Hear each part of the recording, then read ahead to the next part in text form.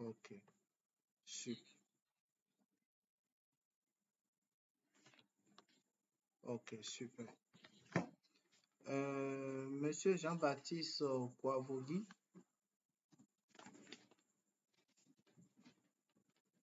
Monsieur Jean-Baptiste me reçoit? Ok, bon, nous allons évoluer. Monsieur Joseph Faulan,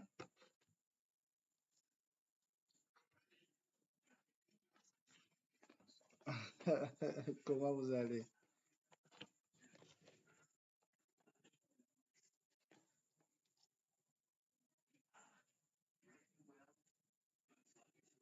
Ah, moi, je ne vous reçois plus, hein. Je ne sais pas si c'est à mon niveau.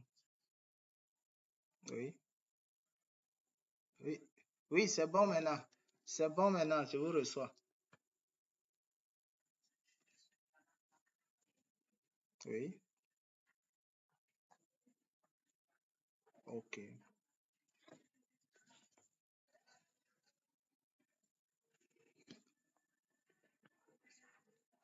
ok, super. Merci, soyez les bienvenus. Monsieur Jean-Baptiste Kouavogui, est-ce qu'il est de retour? S'il n'est pas de retour, on ira à Monsieur Lidolphe Biaou. Bon, Monsieur Jean-Baptiste apparemment est en train de revenir, oui.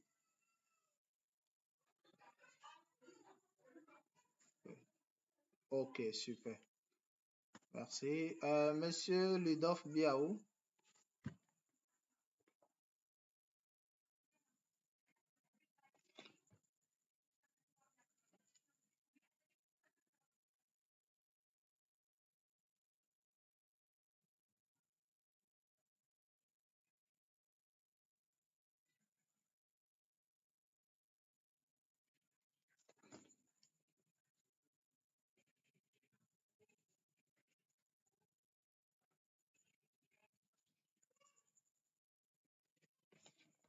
super, merci. Madame Oliane Kangé,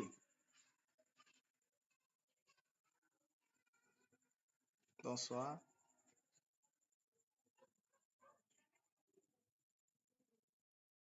Oui,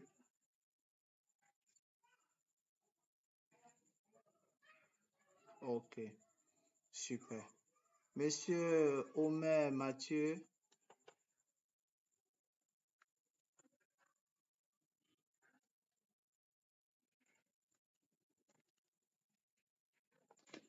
oui, veuillez vous présenter s'il vous plaît.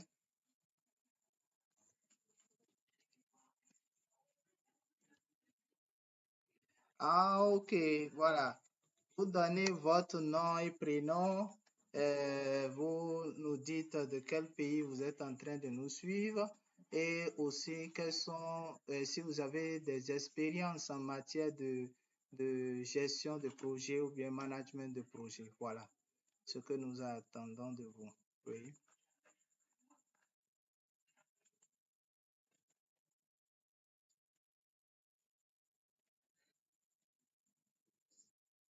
oui,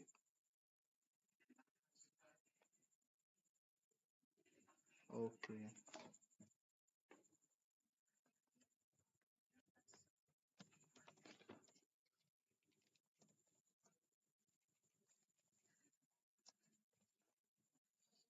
ok,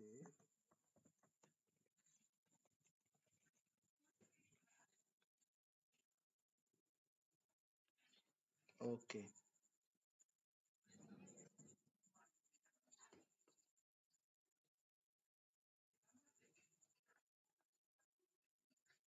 ok,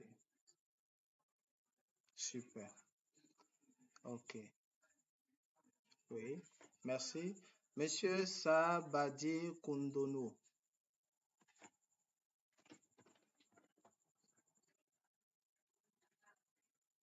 Oui, oui,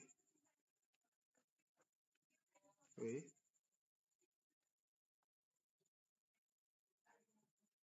oui, super. Ok. Monsieur Salomon Ayetunde.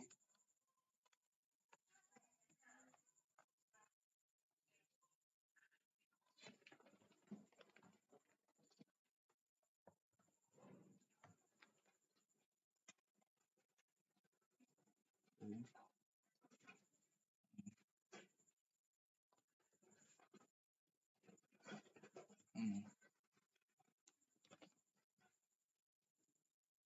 Super.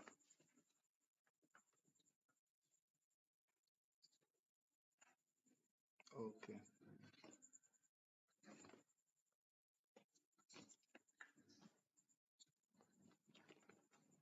Mhm. Mhm. Ok, super. Madame Satou Touka,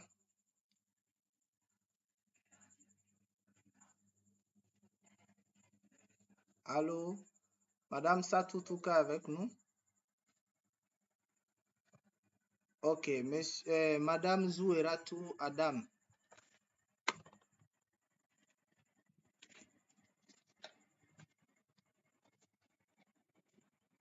Madame Zoueratou Adam qui n'est pas encore prête pour entendre. Il y a certains aussi qui nous ont rejoints. Vu le temps qui nous presse, on va peut-être, au moment des questions, on va revenir sur ces personnes-là quand ils auront peut-être des questions à nous poser. Là, en ce moment, on pourrait certainement leur donner l'occasion de bien sûr se présenter. Alors, je vais aussi me prêter au même exercice. À la séance d'orientation, j'ai eu le temps vraiment de vraiment, j'arrive, j'ai eu vraiment le temps de me présenter, de présenter la structure, de présenter nos services, donc de long en large. À la fin, je vais vous donner le lien pour ceux-là qui veulent connaître davantage sur ce que nous faisons, sur ce que notre structure fait, les différents types d'accompagnement et autres. Vous pouvez aller sur plus calmement. Alors, pour ceux qui ne me connaissent pas, je suis Jacques Tayora, je suis béninois, résident à Parakou, qui est au nord du Bénin. Donc, je suis spécialiste en management de projets et programmes, expert en suivi, évaluation et capitalisation de projets, spécialiste en coaching des jeunes et développement des relations d'affaires en milieu réel, consultant indépendant pour les études, les facilitations, formations, coaching, renforcement de capacité et suivi évaluation. Actuellement, je suis le coordinateur national d'un programme de financement dénommé CIG, Crédit Achat Intrant Groupé, qui est une innovation qui est toujours en expérimentation au sein de l'Union nationale des coopératives de producteurs de soja du Bénin. Donc, voilà un peu ce que je peux dire au niveau de ma présentation. Donc, cette formation, ça sera beaucoup plus des échanges, ça sera des moments de partage. Et pour ceux-là qui viennent souvent pour des séances pareilles, et ils peuvent constater que je suis vraiment ouvert au partage d'informations, de connaissances et d'expériences. Donc, ça sera du donner et du recevoir. J'aurai juste quelques minutes pour pouvoir partager avec vous quelques notions. Et après quoi, nous allons ouvrir le débat. Si vous avez des apports, vous avez des éléments, vous avez des questions à apporter, vous allez vraiment partager cela avec nous. Je tiens à rappeler ce que j'ai dit au départ. Je suis en train d'enregistrer actuellement les échanges que nous allons faire, que après je vais mettre sur YouTube. Comme ça, vous pouvez après y accéder et aussi suivre aussi calmement et puis posément. Donc, pour la formation, je vais juste vous demander de juste avoir un bloc-notes à côté pour noter surtout les questions et aussi les points aussi de commentaires que vous aurez au cours de ma présentation pour que vraiment nos échanges soient vraiment riches. Alors, ma présentation va porter essentiellement sur le management de projet et nous aurons à aborder un certain nombre de thèmes. Nous allons aborder premièrement les concepts de base du management de projet. Ensuite, nous allons aller sur les fondements de la gestion de projet, les acteurs clés de toute conduite de projet, le management de projet, la conduite et la gestion de projet. Nous allons voir le triangle de la triple contrainte. Si nous avons eu le temps, on va voir un peu c'est quoi la charte de projet, c'est quoi le plan de projet, les rôles et responsabilités du chef de projet, les étapes de cycle de vie, les techniques de gestion de projet, les outils. Donc voilà ce que nous aurons à faire pendant 2 jours. Je tiens à rappeler que nous n'allons pas travailler qu'aujourd'hui seul. Il y a aujourd'hui et puis demain. Donc même si nous ne finissons pas le programme aujourd'hui, demain on a encore le temps pour pouvoir travailler et j'aurais aimé aussi qu'on ait aussi suffisamment de temps pour faire des exercices. Hein. J'ai prévu aussi des exercices, donc ça va vraiment dépendre du temps que nous aurons. Alors, sans plus tarder, je vais démarrer avec le premier point, concept de base du management de projet. Aujourd'hui, on ne peut pas parler de management de projet sans parler de plan. Qu'est-ce qu'un plan? Le plan, c'est un document qui regroupe un ensemble de contraintes pour un secteur, une filière, un département ou un domaine donné. Vous allez voir qu'aujourd'hui, quand je prends le cas du Bénin, puisque c'est le cas que je maîtrise le mieux, peut-être les autres qui sont dans les autres pays pourront peut-être se mirer à travers ce que je vais dire. Au Bénin, par exemple, chaque domaine a son plan. Aujourd'hui, un partenaire technique ne peut pas venir au Bénin et dire je veux investir dans n'importe quel domaine ou bien dire je veux éjecter de l'argent où je veux. Non. Quand il vient, il y a un ministère qui s'occupe de ça, le ministère de plan, et on lui demande qu'est-ce qu'il veut faire. Et en fonction, ou bien qu'est-ce qu'il veut apporter, qu'est-ce qu'il veut accompagner. S'il est perdu, qu'est-ce qu'on fait? On lui demande juste le secteur, on lui partage le document, le plan, où il va voir un ensemble de contraintes dans le document. Et dans le document, il va voir quelle est la contrainte qu'il veut aborder. Donc aujourd'hui, tout est listé dans un document et c'est ce document-là qu'on appelle un plan. Et dans ce document, vous avez ce qu'on appelle les contraintes et atouts, les objectifs, les priorités, les stratégies, les plans d'action et les moyens. Donc, voilà ce qu'on appelle un plan. Et aujourd'hui, vous ne pourrez pas parler de projet sans plan, puisque tout projet s'inscrit dans un plan. Ensuite, la planification. La planification, c'est un terme qu'on utilise très souvent et en matière de gestion de projet. Donc, c'est une méthode qui cherche à introduire des formes rationnelles dans les choix, les objectifs d'un projet à court, à moyen et long terme. Ça veut dire quoi? C'est une méthode qui vous permet de pouvoir casser votre projet en des petits morceaux que vous allez maintenant programmer à reconstituer selon le temps. Voilà pourquoi on parle de forme rationnelle. On ne peut pas parler de projet sans planification. Et c'est d'ailleurs même la deuxième étape. Quand on parle des étapes de projet, c'est la planification. Quand on finit tout ce qui est conception et autres, il faut passer à la planification. Nous avons une formation que nous allons faire bientôt sur la planification de projet. Là, j'aurai suffisamment le temps et vous montrer tous les outils autour, les techniques autour pour faire une bonne planification de projet. Ensuite, il y a la programmation.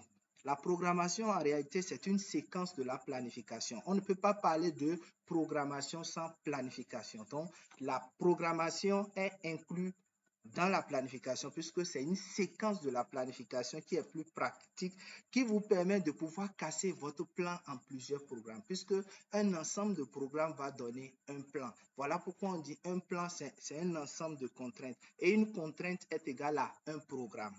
Donc, vous voyez, et quand on va aller un peu plus loin, on dira qu'un ensemble de projets va donner un programme. Donc, dans un programme, vous allez avoir ce qu'on appelle des politiques, des procédures, des projets, des opérations, des services conçus pour atteindre un même but. Donc, il y a plan, planification, programme et puis maintenant projet où je vais atterrir maintenant. Le projet, c'est quoi? Quand vous allez sur le net, nous avons plusieurs définitions de projet. Il y a plusieurs définitions de projet quand vous allez sur le net. Mais eux tous ont des points clés, ont des éléments que nous allons retrouver, peu importe les tournures de définition. Il s'agit premièrement des objectifs spécifiques, des ressources limitées, la durée déterminée et les équipes dédiées. Peu importe la tournure que les gens vont prendre, il y aura le critère temps. Parce qu'un projet s'inscrit dans le temps. Il y a le début, il y a la fin. un projet, c'est toujours comme ça. Un projet ne peut pas être éternel. Quand vous prenez, par exemple, aujourd'hui, il y a de cela 20 ans en arrière, qui pouvait dire aujourd'hui que les projets de la GIZ vont s'arrêter un jour? On disait toujours qu'il n'y aura jamais de fin pour la GIZ, mais aujourd'hui, on constate que on est en train d'aller à une fin de la GIZ. Aujourd'hui, les projets de la GIZ actuellement, quand je prends dans le secteur agricole, il ne reste qu'un seul, Profina, et qui doit finir en 2025. Donc, c'est comme ça. Donc, c'est inscrit dans le temps. On a un début et on a une fin. Donc, il y a cet élément-là qu'il faut vraiment tenir à cœur. C'est très important. Il y a aussi les ressources limitées. C'est que nous avons les ressources limitées puisque c'est inscrit dans le temps du début et la fin. Donc, les ressources aussi vont tenir aussi dans le même temps. Et on va parler aussi des objectifs spécifiques parce qu'un projet égale à un objectif général, égale à des objectifs spécifiques, égale à des résultats des activités. C'est ça qu'on appelle la logique d'intervention du projet. Donc, on ne peut pas parler de projet sans ces différents éléments. Le projet est le cadre opérationnel de mise en œuvre d'un plan et de projet. Donc, en réalité, on ne dit pas on va mettre en œuvre un plan, on va mettre en œuvre un programme. Mais on dit on met en œuvre un projet. Et comme ça, indirectement, nous sommes en train de faire quoi? Nous sommes en train de mettre en œuvre notre plan et programme. Donc, voilà pourquoi vous allez voir que les plans, quand les plans sont dans une durée donnée, généralement, c'est souvent quinquennal, c'est-à-dire 5 ans. On peut dire plan stratégique de temps, on peut dire plan de temps, plan national de développement de filières temps, plan national de développement de tel secteur de l'année 2000 temps à l'année 2000 temps. Ça s'inscrit sur le temps parce que des années évoluent, des contraintes peuvent changer avec le temps. Donc, ces différents éléments-là, s'il vous plaît, qui a son micro encore ouvert et ça, monsieur Sabadi, veuillez couper votre micro, s'il vous plaît. Ok, merci beaucoup pour la compréhension. Donc, c'est ça. Le projet, c'est le cadre opérationnel de mise en œuvre du plan et du programme. Alors, certainement, cette question qui devait peut-être venir, quelle est la différence entre plan, projet et programme, doit être maintenant répondue déjà. Parce que j'ai dit, c'est un ensemble de projets qui donne un programme et c'est un ensemble de programmes qui donne un plan. Donc, le plan vise plusieurs buts.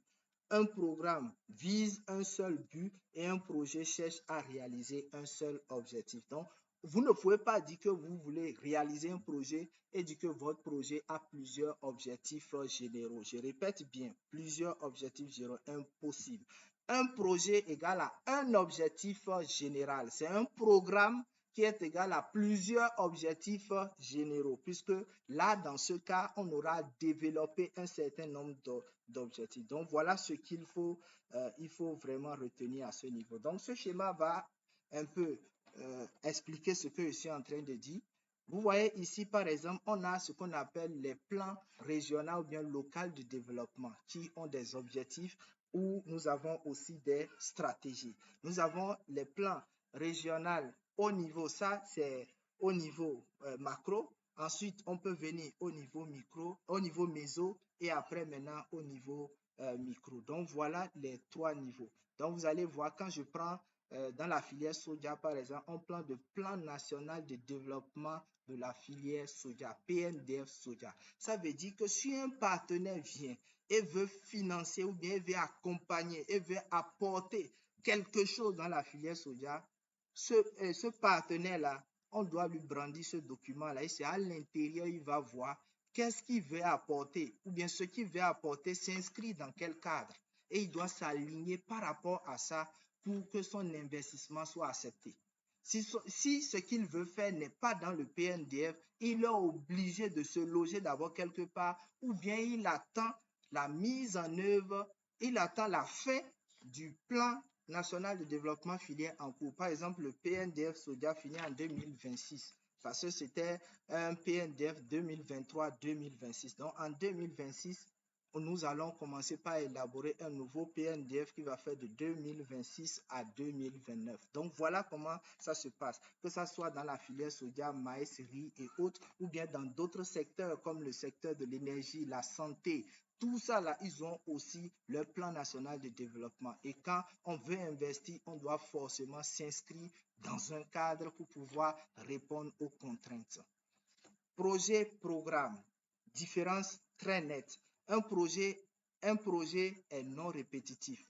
Un projet apporte une solution. On a identifié une solution. On vient maintenant pour apporter la solution à ce problème et on s'en va. Même si la solution que nous avons apportée n'a pas répondu au problème, dès que le temps imparti est terminé, c'est qu'on s'arrête là. D'autres personnes peuvent venir. Peut-être nous, on a pu atténuer peut-être la situation. Un autre projet peut venir maintenant pour pouvoir consolider, pour répondre encore efficacement. Donc, on s'est complété. Donc, le projet n'est pas répétitif.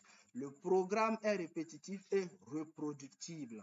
Je ne sais pas si vous connaissez un programme qu'on appelle ACMA, le programme Approche communale pour le marché agricole, qui est à sa phase 3 maintenant.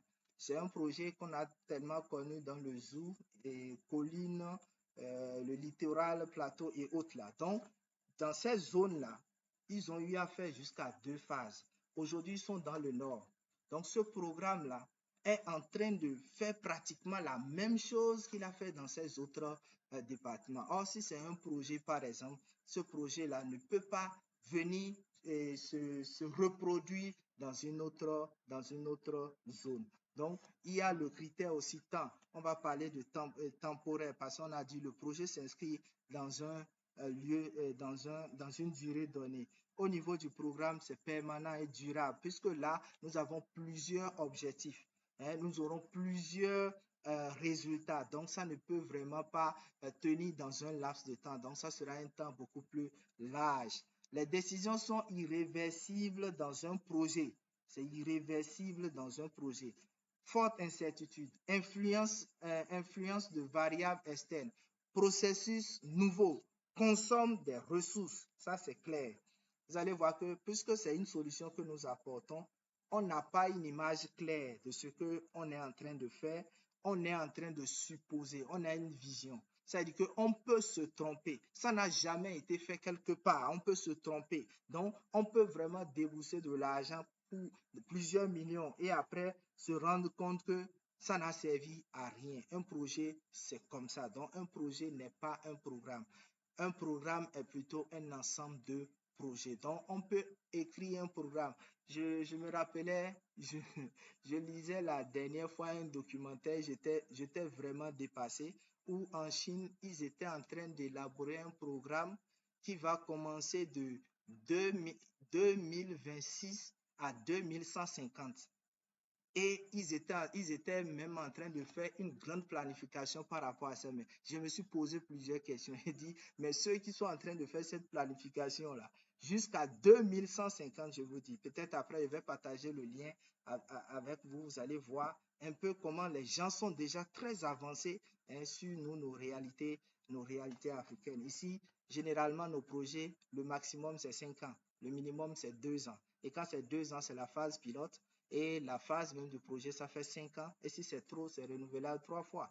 Donc, après 3 phases, si ce n'est pas le ProAgri 4 de la GIZ, oui, le ProAgri de la GIZ qui est allé jusqu'à la phase 4. Sinon, généralement, certains projets, quand ils font la phase 1, la phase 2, c'est fini. Donc, c'est un peu ça. Alors, le chef projet. Le chef projet, c'est celui-là qui est le responsable de la planification, de l'exécution, de la clôture de projet. Certainement, vous allez me poser la question et dire, mais qui fait la phase de conception? En réalité, dans un projet, nous n'avons pas besoin d'un chef projet à la phase de la conception. On n'a pas besoin nécessairement d'un chef projet. Donc, quand le chef projet vient, la première des choses qu'il a à faire, d'abord, le premier document qu'il demande, c'est la charte de projet, qu'on va voir un peu plus loin.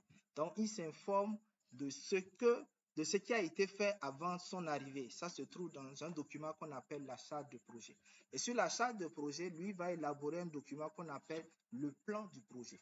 Et c'est dans le plan du projet qu'il va faire ressortir tout ce qui est en termes de planification, tout ce qui est en termes d'outils, en termes d'exécution et aussi le personnel complémentaire dont on aura besoin pour la mise en œuvre du projet. Donc, il va s'agir pour lui essentiellement de faire tout ce qui est coordination des ressources, gérer les risques et aussi être le point focal de communication entre lui, entre les parties prenantes. Quand je dis parties prenantes, c'est ceux-là qui ont un intérêt direct ou indirect dans le projet. Donc, c'est toute personne ou organisation qui a un intérêt direct ou indirect. Nous avons les parties prenantes directes, les parties prenantes indirectes aussi par rapport dans un projet. Je vais prendre un projet, par exemple, un projet qui s'occupe, par exemple, du renforcement de capacité, par exemple, des jeunes sur les bonnes pratiques, par exemple, de production du riz. Donc, renforcement de capacité de, voilà.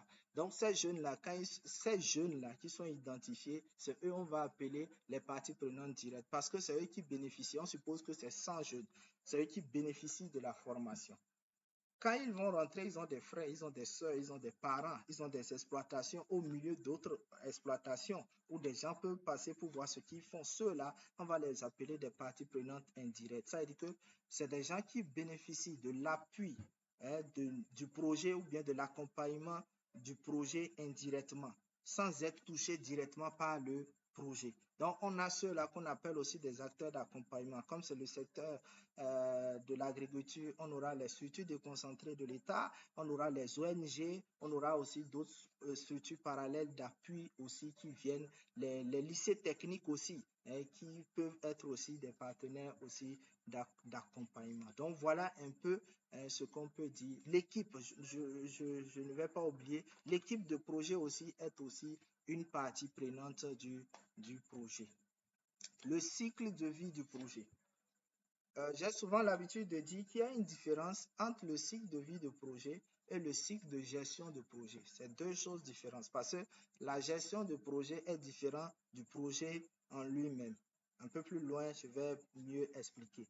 Le cycle de vie du projet, quand est-ce que le projet naît, par où le projet passe, c'est-à-dire il grandit et où il termine ou bien où il meurt, puisque comme il est né, il doit mourir. Voilà. J'utilise ces termes-là pour que vous puissiez mieux comprendre. Donc, depuis la phase de conception à la phase de clôture. Donc là, le cycle de vie du projet, nous aurons 4 étapes essentielles, c'est-à-dire la phase de conception qu'on appelle souvent l'initialisation, la phase de planification, la phase d'exécution et de suivi qui est souvent couplée avec le suivi et enfin la phase de clôture. C'est ça qu'on appelle le cycle de vie du projet. Donc, si vous voulez exécuter un projet, voilà les 4 étapes essentielles par lesquelles vous êtes obligé de pouvoir passer. Il y aura un moment de concevoir le projet, un moment de planifier le projet, un moment d'exécuter le projet et un moment de clôture. Je voudrais un peu attirer votre attention parce que je parle de projet depuis. Nous allons beaucoup plus nous concentrer sur les projets de développement et les projets d'entreprise. Un projet d'entreprise, c'est un projet d'abord qui a pour objectif de pouvoir régler ou bien apporter une solution à une clientèle moyennant un profit, moyennant un revenu.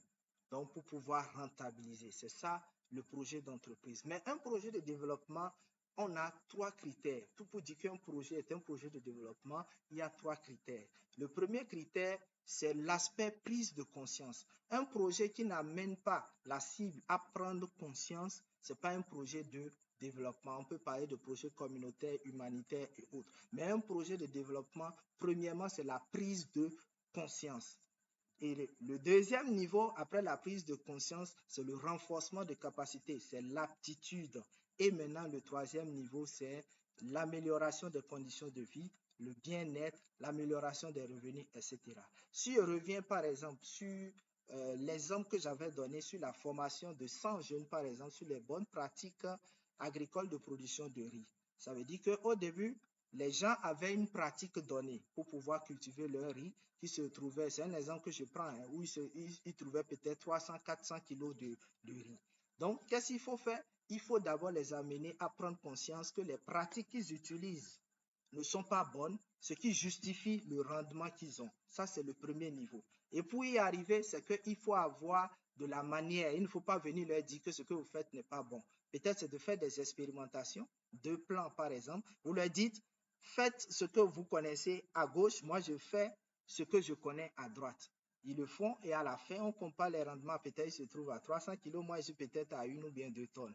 Ah, eux-mêmes, la conclusion sera directe, mais comment tu as fait? Pourquoi ce résultat? Voilà ce que j'ai utilisé, voilà ce que j'ai utilisé. Ah, eux-mêmes, ils vont conclure en même temps que ce qu'ils font n'est pas bon et que c'est ce que je fais qui est bon. C'est la prise de conscience. Donc, je passe au deuxième niveau en faisant quoi? En leur montrant comment j'ai fait pour avoir ce résultat. Qu'est-ce que je suis en train de faire? Je suis en train de les renforcer, les donner des aptitudes pour que demain, même si je ne suis pas là, qu'ils aient la capacité, les ressources nécessaires de pouvoir le faire. Et quand ils vont le faire, ça les amène au troisième niveau qui est quoi? L'amélioration, par exemple, du revenu, du bien-être et tout qui va s'en suivre. Donc, pour parler de projet de développement, voici ces 3 niveaux. Donc, quand quelqu'un vous dit que je suis en train d'élaborer un projet de développement ou bien tel est un projet de développement, jetez rapidement un coup d'œil pour voir si ces 3 dimensions-là sont prises en compte. Si oui, vous pouvez confirmer que c'est un projet de développement. C'était une parenthèse pour un peu situer le contexte et aussi mettre les gens à l'aise. Parce que je sais qu'il y a des personnes qui suivent la formation qui ont la peau de chefs d'entreprise ou bien qui sont dans des projets d'entreprise et d'autres qui sont dans des projets de développement. Voilà pourquoi j'ai voulu faire cette clarification. Alors, le plan de projet, c'est un document très intéressant que je suis vraiment j'aime souvent écrire puisque c'est un niveau où, quand vous êtes chef de projet et que vous ne maîtrisez pas ce document-là, ne vous appelez pas gestionnaire de projet, spécialiste ou bien quoi, tout ce que vous connaissez. J'en ai rencontré plein, même des consultants qui sont incapables d'élaborer un plan de projet. Alors, c'est quoi le plan de projet? Le plan de projet, c'est un document qui décrit les objectifs du projet, les livrables qui sont attendus par le projet, les tâches à réaliser, les ressources nécessaires, le calendrier et les méthodes de suivi de contrôle. Donc, c'est un guide essentiel pour l'exécution du projet. Et pour pouvoir élaborer un plan de projet, il faut maîtriser 5 outils. Je répète, pour élaborer un plan de projet, il faut maîtriser 5 outils. Le premier outil, c'est l'arbre de problème que je cumule en même temps avec l'arbre de solution qui vont vous conduire à élaborer ce qu'on appelle la logique d'intervention de projet. Cet outil-là doit être forcément maîtrisé. Le deuxième outil, c'est l'élaboration de ce qu'on appelle le cadre logique. Le cadre logique d'un projet. Donc, vous devez vraiment maîtriser cela au bout des doigts. Le troisième outil, c'est l'outil qu'on appelle le diagramme des tâches. Vous devez savoir élaborer le diagramme de tâches, c'est-à-dire comment casser un projet en des tâches, comment maintenant les organiser en un diagramme de tâches.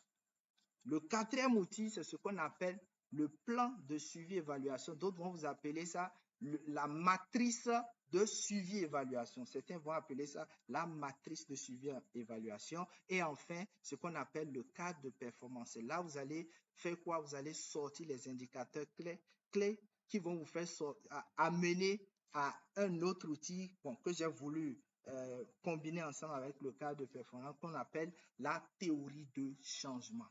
Ces 5 outils, si vous ne les maîtrisez pas, c'est-à-dire quoi qu'en soit ce que vous faire sur le plan de projet, vous n'allez rien comprendre. Donc voilà en réalité les 5 outils qu'il faut maîtriser nécessairement pour pouvoir élaborer aisément le plan de projet. C'est vrai qu'il y a un canevas standard qui existe. Si vous allez sur le net, vous tapez tout à l'heure plan de projet, vous allez voir assez de canevas. Mais il faut vraiment ce travail-là. Donc, autre chose, les techniques de gestion de projet. On a plusieurs techniques de gestion de projet. On a la méthode en cascade, la méthode Scrum qu'on appelle la méthode en cascade, c'est ça qu'on appelle aussi la méthode agile. Et il y a plein de formations dessus. Donc, en matière de gestion de projet, nous avons aussi plusieurs techniques aussi qu'on va voir un peu plus loin. Nous sommes un peu pressés par le temps. La gestion des risques est très important. Au niveau de la gestion des risques, en matière de gestion de projet, on a 3 types de risques. Les risques que nous connaissons et dont nous pouvons proposer des solutions au cas où ces risques-là intervenaient réellement. Les risques dont nous ne connaissons pas et si ces risques-là surgissaient, nous avons de la compétence nécessaire pour pouvoir y remédier. Et enfin, les risques que nous ne connaissons pas et même si ça intervenait, on ne pourra rien. Quand je prends le secteur de l'agriculture, par exemple, il y a beaucoup de risques, par exemple, qui peuvent venir, que nous connaissons et que nous pouvons trouver des solutions. Des risques que nous ne connaissons pas, que même si ça vient, nous pouvons trouver des solutions.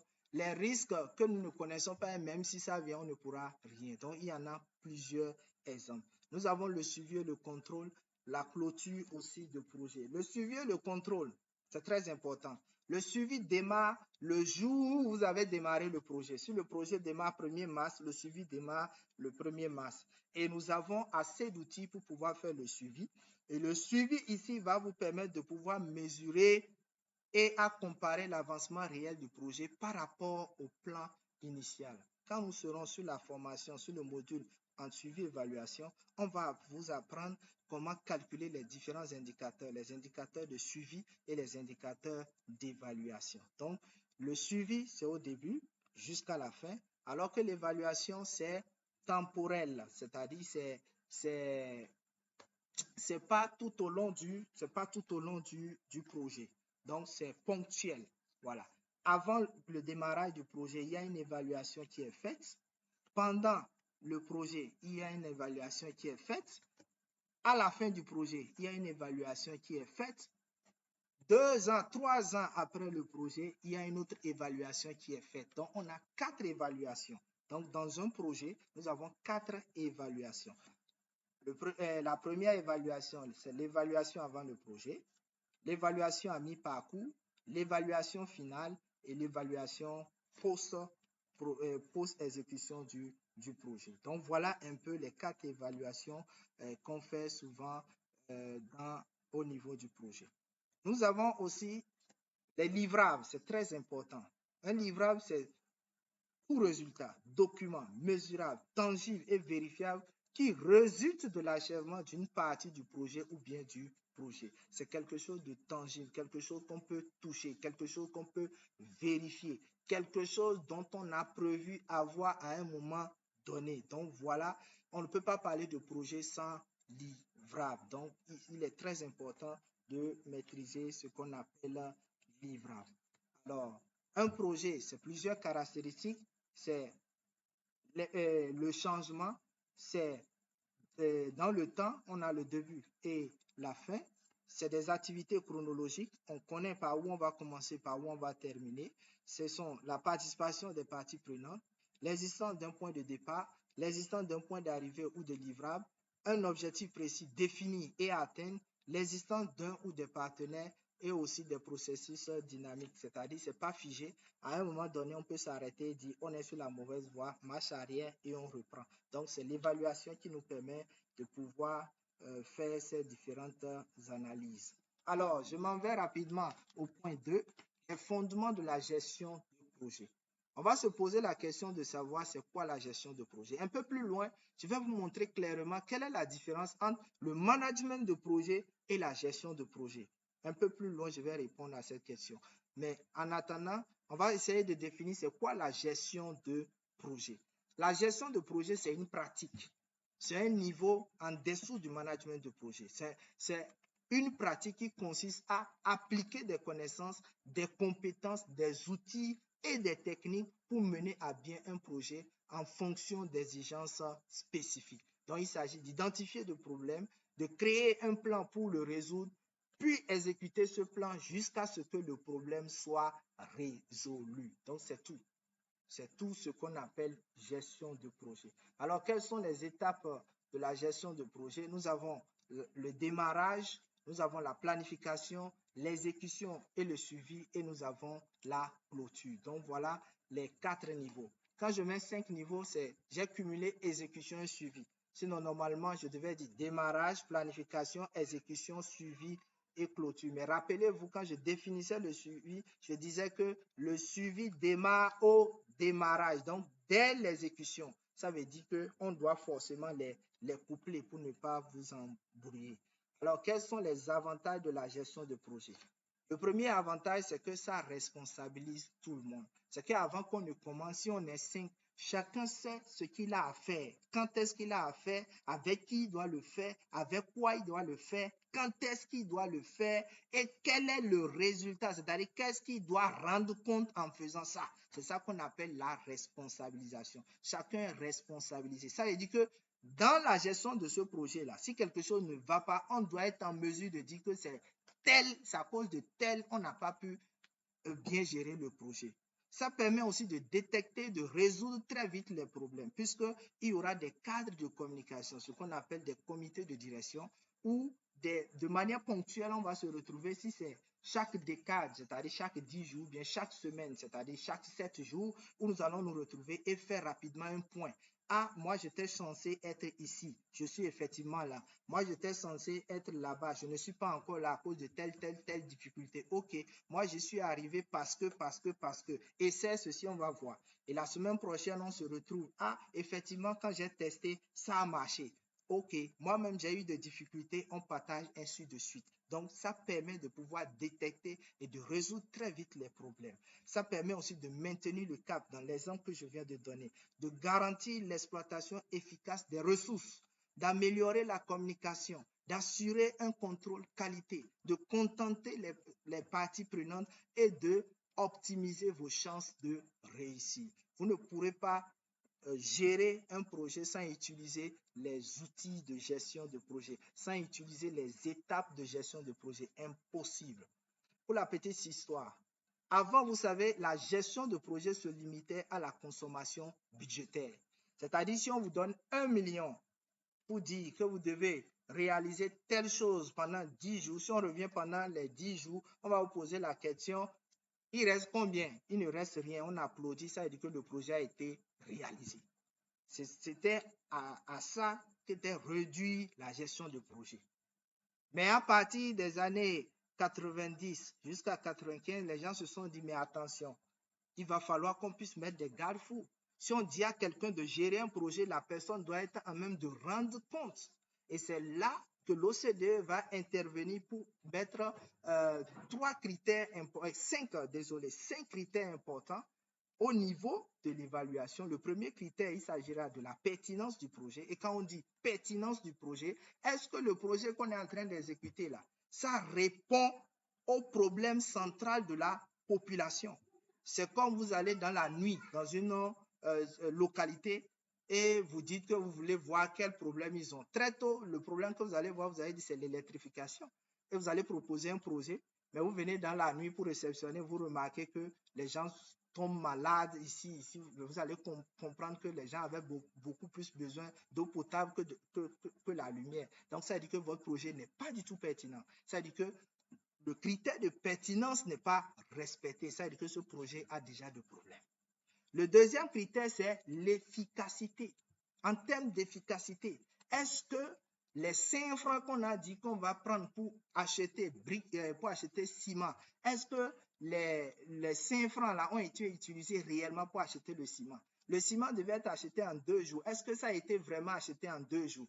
Le ciment là devait être utilisé tel jour. Est-ce que ça a été utilisé dans les jours impartis? Là, on va parler d'efficacité. En termes d'efficience, les ressources qui ont été allouées, est-ce que les procédures de décaissement qui devaient être utilisées, ces procédures-là sont respectées? Est-ce que l'intéressé qui devait exécuter cela, il a le profil adéquat pour pouvoir le faire? Ainsi de suite, on va parler d'efficience. Ça, c'est le troisième critère. Le quatrième critère, c'est la durabilité. Est-ce que dans la mise en œuvre de ce projet-là, il y a eu des actions de durabilité? On suppose qu'on veut faire, par exemple, les forages, par exemple, pour une communauté donnée. OK, on fait les forages, on finit, on réceptionne et on s'en va. Il n'y a aucun critère de durabilité là. Quand ça va se gâter, les gens feront quoi? Ça sera bloqué là. Mais si, au fur et à mesure qu'on évolue, on impliquait les parties prenantes pour leur montrer comment ça marche, leur montrer comment faire les petits dépannages, leur montrer comment faire une petite caisse à côté, au lieu que les gens viennent prendre de l'eau gratuitement. Si chacun peut déposer, au moins chaque ménage peut déposer 100 francs pour tel nombre de bidons, pour tel nombre de trucs, ça va permettre d'avoir de l'argent à côté. Si quelque chose se gâte pour les petites maintenances, s'il faut acheter tel, on le fait. Donc, ces infrastructures vont faire quoi? Vont durer dans le temps. C'est ça qu'on appelle les actions de durabilité. Et enfin, l'impact. C'est très important. Quand on parle d'impact, on a 3 types d'impact. L'impact à court terme, à moyen terme et puis à long terme. Voilà les 3 types d'impact. Et l'impact, ça va au-delà même de l'exécution du projet. C'est 2-3 ans après qu'on ira voir, surtout l'impact à long terme. L'impact à court terme et à moyen terme, c'est pendant le projet. Et il y a des outils, tout ce que je viens de dire, il y a des outils. Et je veux notifier aussi que déjà à partir de 2013, l'OCDE a ajouté un nouveau critère. On parle aujourd'hui de critère de cohérence. Il y a la cohérence aussi qui est venue s'ajouter. Sinon, avant, on ne parlait que des 5 que je viens d'ajouter. Maintenant, il y a la cohérence qui est venue s'ajouter. Donc, voilà un peu une parenthèse pour vous montrer un peu que la gestion de projet est vraiment très importante et aujourd'hui, c'est un métier où on ne chôme même pas. Des consultations, il y en a plein. Si vous êtes bon, il y en a des consultations plein un peu partout que des gens cherchent même avec des yeux rouges. Il ne suffit pas aujourd'hui dans ce domaine d'être bon, mais il suffit d'être très bon parce qu'il y en a assez de bons. Il faut être vraiment très bon dans le domaine parce que les gens recherchent des personnes vraiment bien assises. Donc, en termes de management, je vous avais dit que je vais vous montrer un peu la différence. Ici, quand quelqu'un dit qu'il est spécialiste, quand quelqu'un dit je suis spécialiste en management de projet, ça inclut qu'il est un expert en élaboration, mise en œuvre, c'est-à-dire conduite de changement. C'est ça qu'on appelle accompagnement du changement. C'est qu'il est capable de pouvoir élaborer la théorie de changement et de conduire ce changement jusqu'à la fin. Ensuite, il est à même de pouvoir conduire le projet en lui-même. Et enfin, gérer le personnel. Quand on dit je suis spécialiste en management de projet, c'est ces 3 dimensions. Et vous allez voir que les modules de formation en certification, management de projet que nous proposons, ça prend en compte ces 3 modules. Et nous avons ajouté encore d'autres sous-modules pour conforter, encore pour outiller suffisamment ceux-là pour qu'ils puissent vraiment avoir la compétence complète. Donc, c'est ça. Et c'est sous la conduite, quand on dit conduire un projet, c'est-à-dire gérer un projet, nous avons le développement du système d'information, la gestion de projet en elle-même, la gestion de la qualité, la gestion de la configuration et la gestion de la documentation.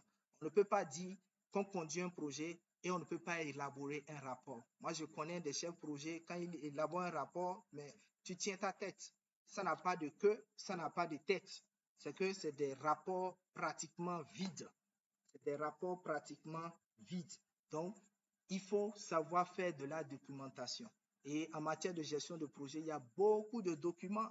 Pas forcément, bon, beaucoup se focalisent seulement au rapport de projet. Il n'y a pas que le rapport de projet. Il y a des documents de capitalisation, des success stories, il y a les plans de suivi évaluation, il y a les documents de performance. Il y a beaucoup de documents, beaucoup d'outils qu'il faut vraiment élaborer. Il y a la qualité aussi, la gestion de la qualité, l'assurance qualité, le contrôle qualité.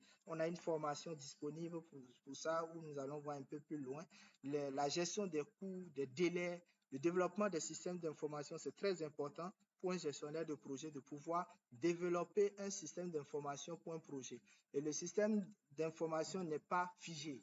Donc, ça dépend vraiment du type du projet, ça dépend aussi du contexte du projet, ça dépend aussi de la cible ou bien des parties prenantes ou bien des acteurs. Donc, voilà un peu ce qu'il faut retenir à ce niveau. Donc, management de projet égale accompagnement de changement plus conduite de projet plus mobilisation du personnel, c'est-à-dire gestion du personnel. Donc, gérer un projet, ça veut dire développer les systèmes d'information, gérer les délais et les coûts, gérer la qualité, c'est-à-dire l'assurance qualité et l'assurance contrôle, et le contrôle de qualité, je vous l'ai dit, c'est de gérer la configuration et gérer la documentation. Donc, voilà un peu ce qu'il faut faire en bloc, mais ce qu'il faut maîtriser en bloc pour dire je suis spécialiste en management de projet. Donc, vous pouvez maintenant faire le débat avec ceux-là qui disent qu'ils sont spécialistes en management de projet et jauger voir s'ils sont vraiment spécialistes en management de projet. Le triangle de la triple contrainte, délai, coût, qualité.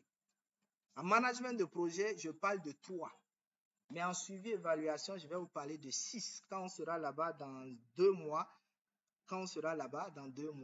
je vais vous dévoiler les 3 autres qui sont beaucoup plus récents. Donc, le coût, délai et qualité, ça veut dire quoi? Gérer un projet, dans la pratique, un gestionnaire de projet doit avoir à l'esprit 3 éléments, le délai, le coût et la qualité. Si nous voulons exécuter une activité, l'activité doit être faite en combien de temps? En 5 jours. L'activité doit coûter combien? 5 millions. Quel est le livrable que nous allons attendre? Le livrable, c'est X. Quelle est la ressource humaine nécessaire pour pouvoir exécuter cette activité? C'est 5 ressources. Parmi les 5, qui on peut identifier comme chaque équipe qui peut vraiment amener les autres à travailler de telle sorte qu'on ait le livrable de qualité? On l'identifie. Quelles sont les ressources financières dont ils ont besoin, ressources matérielles dont ils ont besoin? C'est ça qu'on appelle en gestion de projet les inputs. Qu'est-ce qu'ils ont besoin pour que tout se passe dans les bonnes conditions? Quels sont les outils d'accompagnement dont ils ont besoin pour que tout se passe comme prévu? Donc, on met tout ceci. Voilà comment le gestionnaire de projet doit réfléchir pour toute activité. Avant de revenir maintenant à cette question, quelle est moi ma part de responsabilité en tant que chef de projet dans cette activité?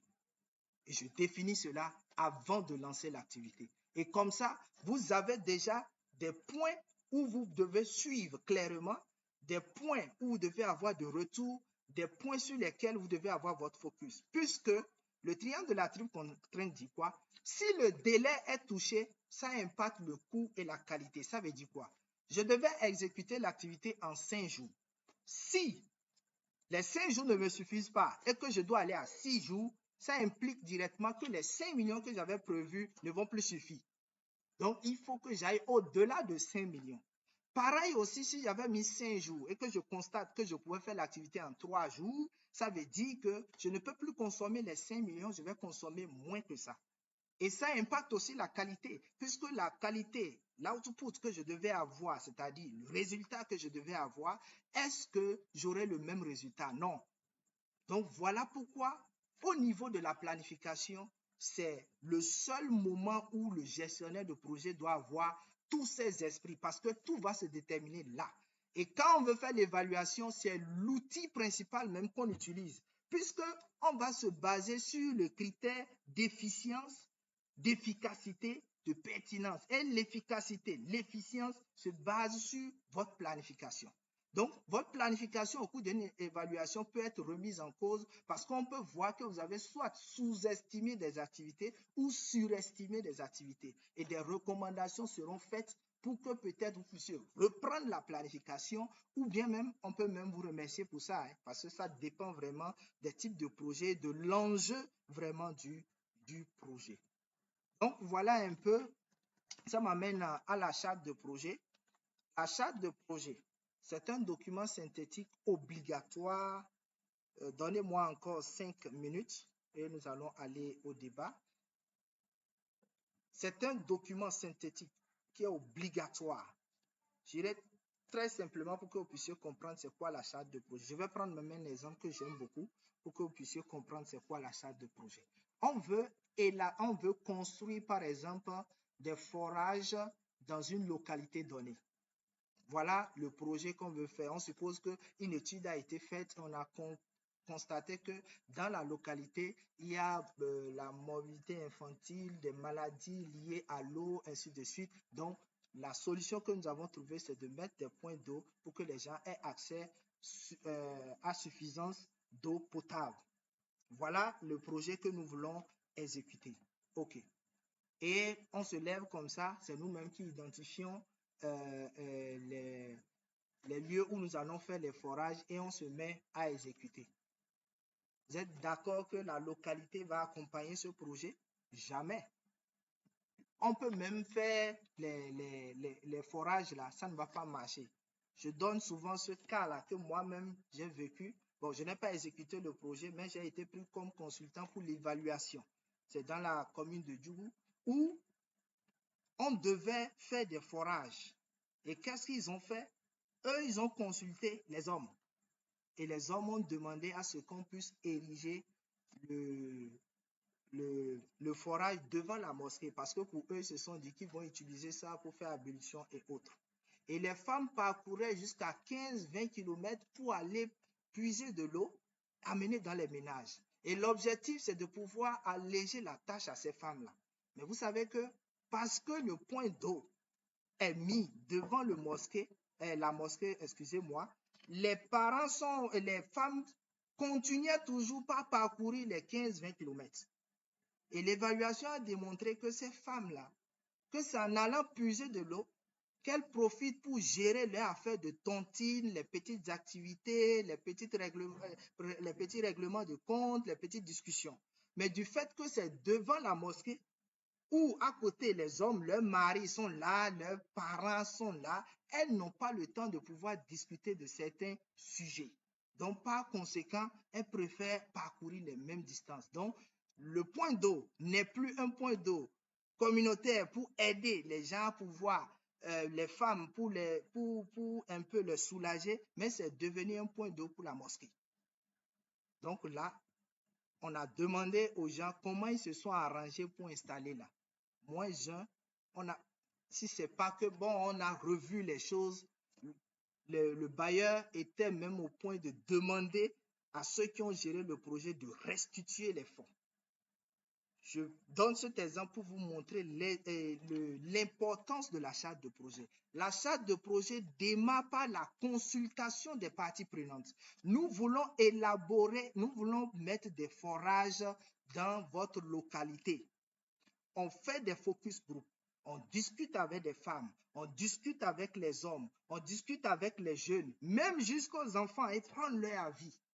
Qu'est-ce qu'ils espèrent de ces points d'eau? Pour eux, si on allait mettre ça, on va mettre ça à quel endroit? Quels sont les coins les plus fréquentés? Quels sont les coins qui les arrangent? Ça nous permet de pouvoir ressortir quoi? Ou bien de pouvoir reclasser nos objectifs, les résultats souhaités, les exigences et de dire clairement ce dont les gens ont besoin. Donc, cela va nous permettre de faire quoi? Cela va nous permettre de pouvoir... excusez-moi. Cela va nous permettre davantage de pouvoir maîtriser un peu les différentes parties prenantes et de répondre clairement à leurs attentes. Et tout ce travail que nous faisons, à chaque étape, est sanctionné par ce qu'on appelle des PV ou bien des mini-rapports. Et après, on termine ces activités par ce qu'on appelle un atelier préparatoire. Et c'est au cours de cet atelier préparatoire que vous présentez maintenant tout ce qui est résultat. Ah, on vous a consulté, voilà ce que vous attendez de notre projet, les objectifs. Voilà ce que vous voulez qui découle ensuite, les résultats. Voilà les exigences. Voilà là où vous avez souhaité qu'on mette les points, ainsi de suite. Vous êtes d'accord? Les parties prenantes diront, c'est effectivement ce qu'on voulait. Si vous mettez comme ça, comme ceci, c'est ça. Au niveau des forages, là, nous, on voulait mettre les forages à pression avec le pied, mais on a constaté que vous voulez des forages à pression à main. Donc, voilà donc ce qu'on va faire. On va tenir compte de ce que vous voulez. Et tout ce qu'on a dit là va ressortir dans un document que les parties prenantes vont signer. C'est ça qu'on appelle la charte de projet. Voilà pourquoi je disais, si vous êtes chef projet ou bien vous avez recruté chef projet pour un projet, le premier document que vous demandez, c'est la charte de projet. C'est ça qui vous protège. Ça vous garantit que là où vous voulez aller exécuter le projet, là, les gens là sont d'accord. Et il y a un document qui atteste qu'ils sont d'accord. Sans ça, vous pouvez aller là-bas, on va vous tuer bêtement et rien ne va se passer. Et les gens auront raison, puisqu'ils n'ont pas été consultés. Donc, voilà un peu résumé ce qu'on peut appeler la charte de projet. Voilà pourquoi on dit que c'est un document. J'ai bien donné le nom, l'atelier préparatoire. Donc, c'est ce document-là qui lance officiellement le projet. Ça veut dire que si un projet est lancé, ça veut dire que ce projet est censé avoir une charte de projet. Sans charte de projet, il n'y a pas de lancement. Et je voudrais souligner que parfois, c'est la charte de projet là qu'on appelle note de cadrage. Et vous allez voir que ce soit dans les projets ou bien dans les projets d'entreprise ou les projets de développement, on ne démarre pas un chantier sans être accordé avec le client. Donc, le client, on doit s'assurer que ce que le client veut, c'est ça nous avons compris. Et ce que nous voulons faire, c'est ce que lui veut. Et quand on va s'accorder et s'entendre sur ce que chacun veut, que chacun doit faire, c'est ce document-là qu'on appelle aussi la charte de projet dans les projets d'entreprise. C'est différent de la note conceptuelle. Une note conceptuelle, c'est ça qu'on appelle encore TDR, thème de référence. C'est différent. Ici, on parle de charte de projet. Donc, voilà un peu ce qu'il faut vraiment retenir à ce niveau. Donc, il y a beaucoup d'autres documents qui s'apparentent à ça. Donc, après la charte de projet, nous avons le plan de projet, puisque le plan de projet est un niveau détaillé de la charte de projet. La charte de projet, nous n'avons pas assez d'éléments techniques. Par exemple, là, on n'a pas de la planification, on n'a pas de cadre logique, on n'a pas des outils sophistiqués là. Mais au niveau du plan de projet, on va beaucoup plus dans les détails. Donc, voilà, hein, il y a beaucoup d'autres documents. On va vous parler de briefs, de documents synthèse, de feuilles de route, etc., etc. Donc, voilà, chers amis, je vais m'arrêter là pour aujourd'hui. Et nous allons maintenant ouvrir l'antenne et rentrer maintenant dans les débats. Et si vous avez des apports, c'est ce que j'aime d'ailleurs, vous allez faire vos apports. Si vous avez des questions, vous allez poser des questions sur ce qu'on a vu, sur peut-être des cas que vous avez vécus et ensemble, nous allons réfléchir par rapport à ça. Et je pense qu'on va aller de manière ordonnée pour que ça soit intéressant. Si vous avez une question, vous levez juste la main et je vous donne la parole. Vous posez votre question et nous allons répondre. Si c'est un commentaire, vous dites c'est un commentaire, vous faites le commentaire, nous tous nous allons apprendre ensemble. Merci beaucoup. Qui, premièrement, oui, Monsieur Célestin, vous avez la parole. J'ai aussi mon bloc-notes pour noter aussi les questions ici et aussi certainement les commentaires. Oui, bonsoir, Monsieur Célestin.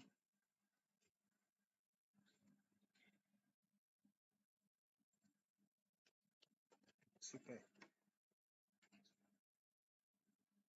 OK. Oui, bonsoir.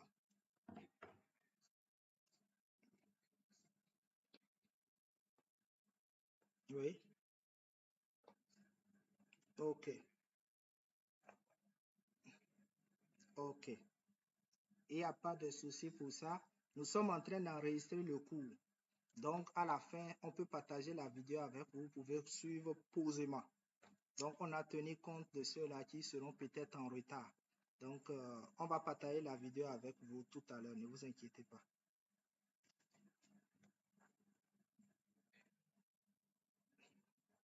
Merci. Oui. OK, il n'y a pas de souci. Oui, Monsieur Salomon, vous avez la parole.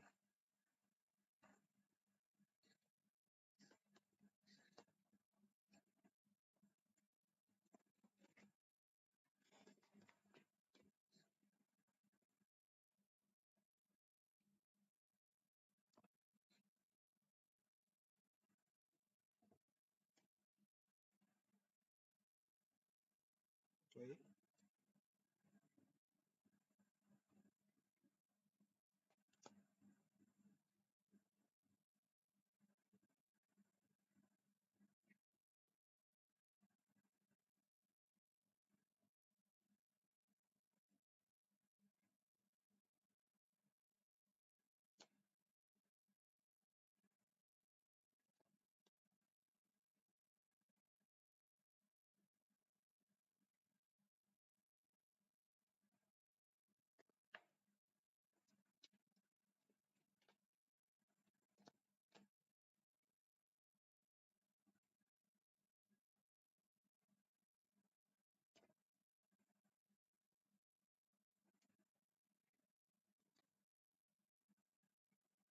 Oui.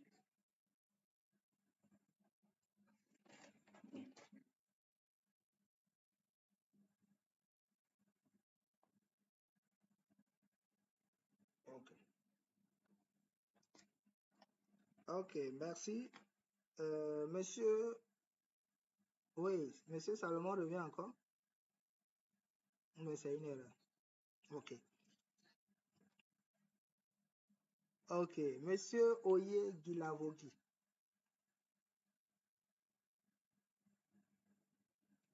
Monsieur Oye Gilavogi, peut-être votre micro n'est pas allumé.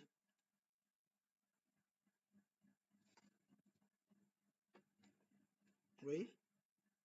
Ok. Bon, on va passer à Monsieur Bido Sessi. Docteur Yaoui.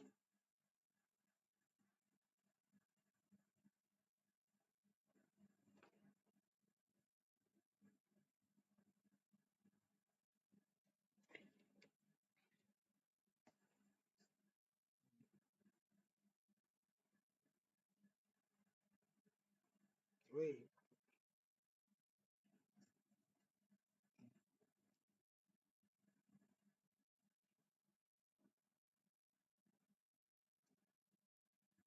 c'est nous.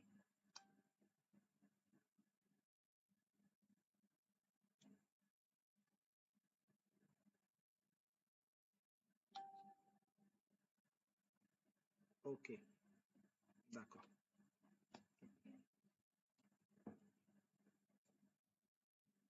Ok,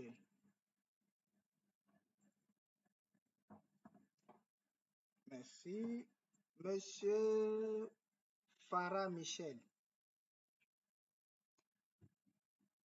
Monsieur Farah Michel, vous avez la parole, s'il vous plaît.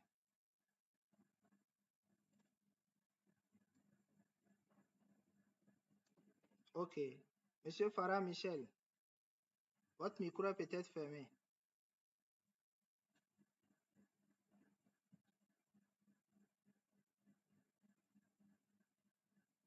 Ok. On ne vous entend pas, hein.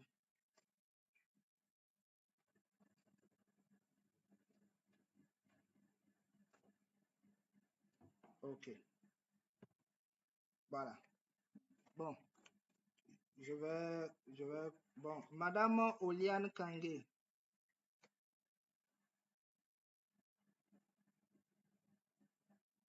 Oui, bonsoir, madame.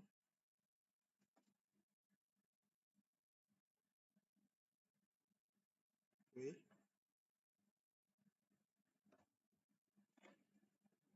oui, oui.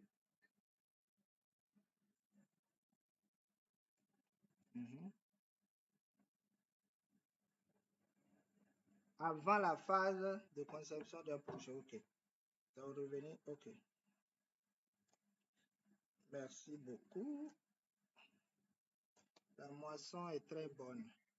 Oui, c'est comme si Monsieur Oye essaie de parler, mais on ne l'entend pas. Ah, ok, allez-y alors.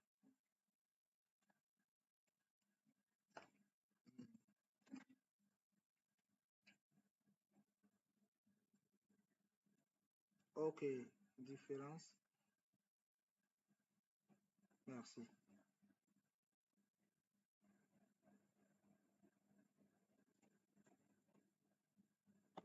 Voilà. Docteur Yaoui a encore levé la main ou bien c'est une ancienne main? Ok, c'est bon, super. Ok, d'accord, merci beaucoup. Je profite pour projeter un peu euh, le canevas d'une charte de projet qui est là en 13 points. Donc, vous pouvez flasher. Oui, monsieur Célestin.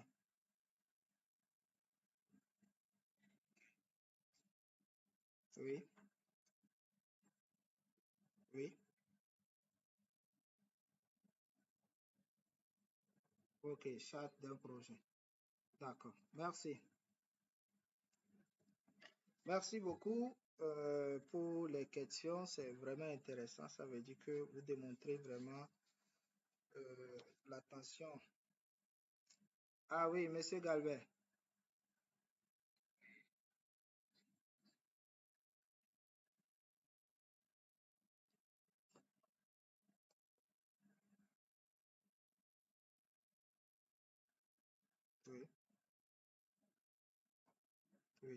oui,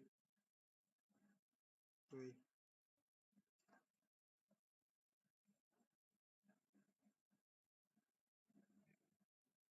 ok, oui,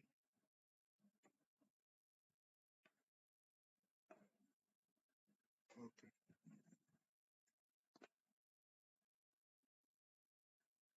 ok, super. Ok, c'est noté. Et pour que ça ne m'échappe pas, je vais d'ailleurs commencer par là. En réalité, pourquoi il est conseillé de ne pas... permettez-moi de répondre à cette série de questions et après on va prendre une autre série de questions, s'il vous plaît. Donc, euh, pourquoi il est conseillé de prendre le chef de projet après avoir fini de concevoir le projet? En fait, quand vous recrutez le chef de projet, depuis la conception du projet, il a tendance à influencer certaines choses, c'est-à-dire ramener certaines choses à sa capacité, à son niveau. À un certain niveau de réflexion, il a tendance à vous bloquer.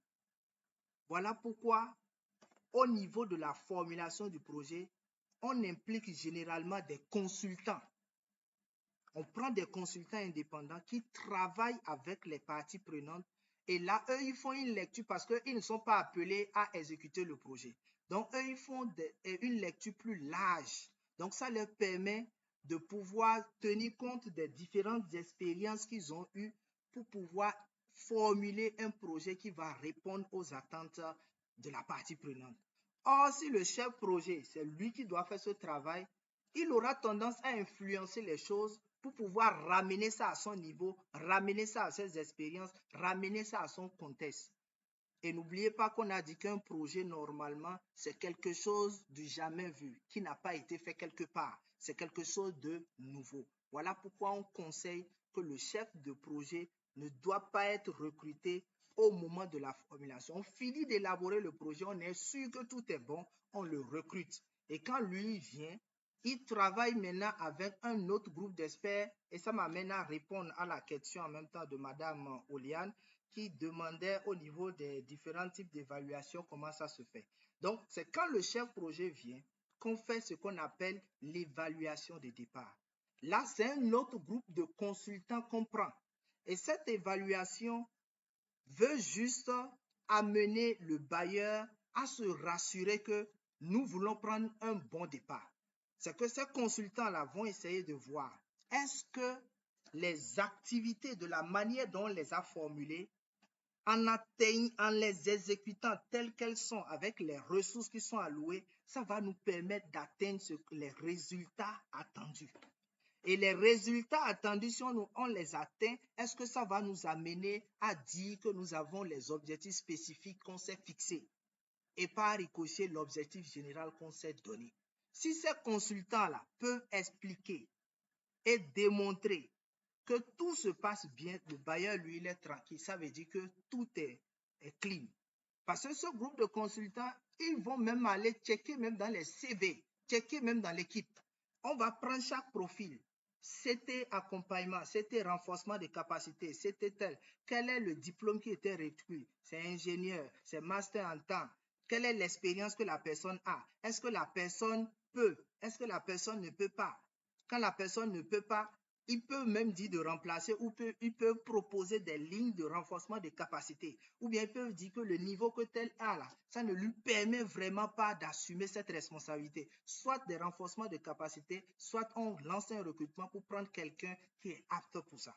Donc voilà le travail qui est fait avec le chef de projet en ce moment. Donc c'est à cette phase-là que ça permet au chef de projet de s'imprégner de tout ce qui s'est passé avant lui. Et c'est là son expertise sera en jeu. Parce que c'est à ce niveau que lui, il va essayer non seulement de comprendre les choses, mais aussi amener le bailleur à peut-être détecter un certain nombre d'erreurs commises au moment de la formulation. Ou bien attirer l'attention du bailleur sur certaines choses qui ont été faites que le bailleur n'avait pas vues. Et ça renforce la confiance du bailleur pour se dire oui, j'ai le vrai homme qu'il faut pour ce job. Donc voilà le chef de projet, la force de frappe qui doit apporter à ce niveau.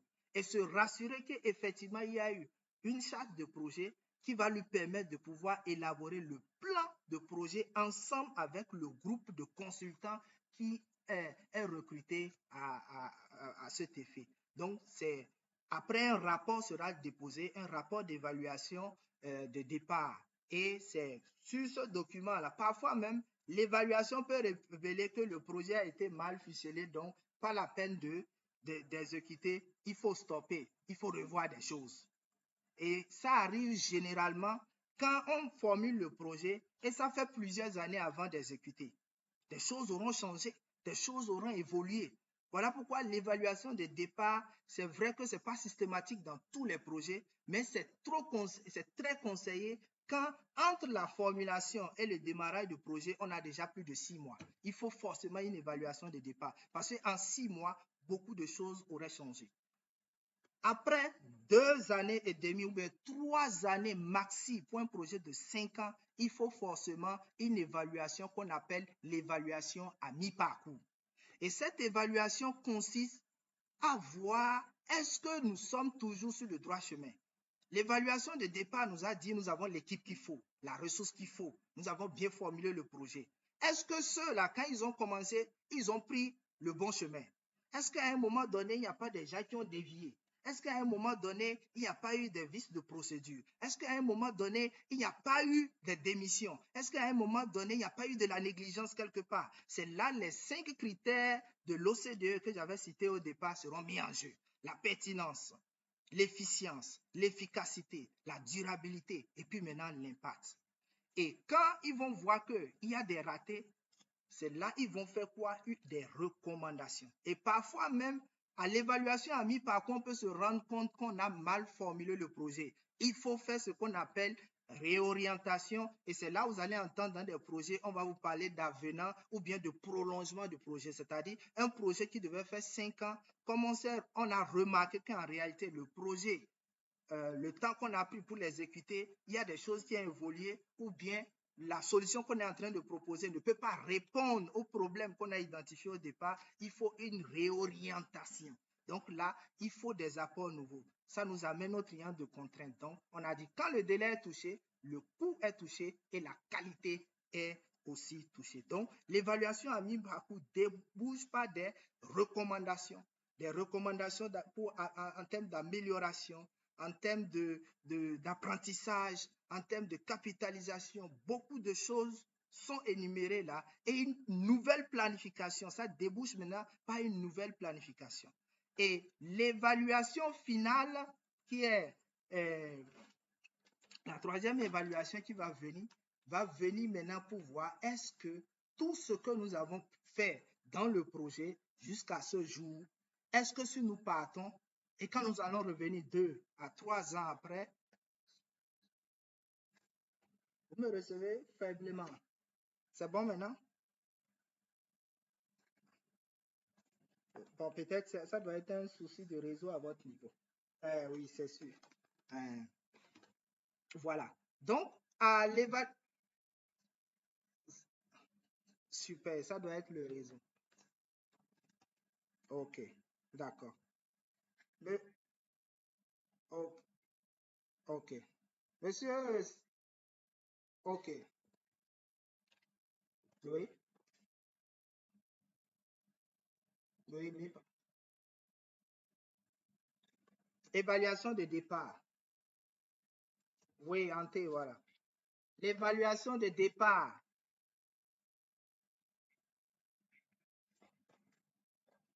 Oui. À mi-parcours. Oui. L'évaluation finale. L'évaluation finale. Oui. Voilà. Et l'évaluation post-projet, c'est-à-dire c'est l'évaluation qu'on fait après l'exécution du projet. Et généralement, c'est au moins 2 ans après l'exécution du projet. Ça m'amène à répondre à la question de celui qui demandait quelle différence je fais entre l'impact et l'effet. L'impact et l'effet.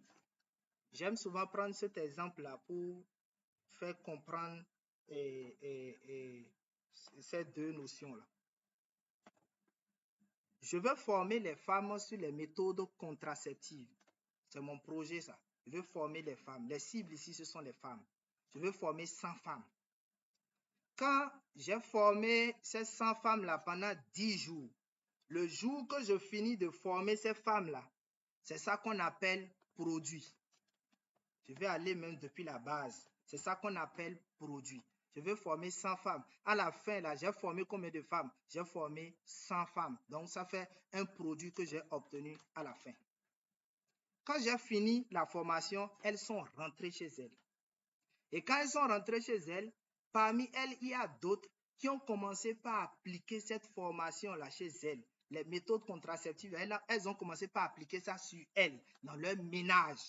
Ça, je vais appeler ça un résultat, puisque c'est quelque chose que je peux constater, c'est quelque chose que je peux toucher. Et quand on commence par avoir les résultats, c'est là qu'on parle de impact à court terme.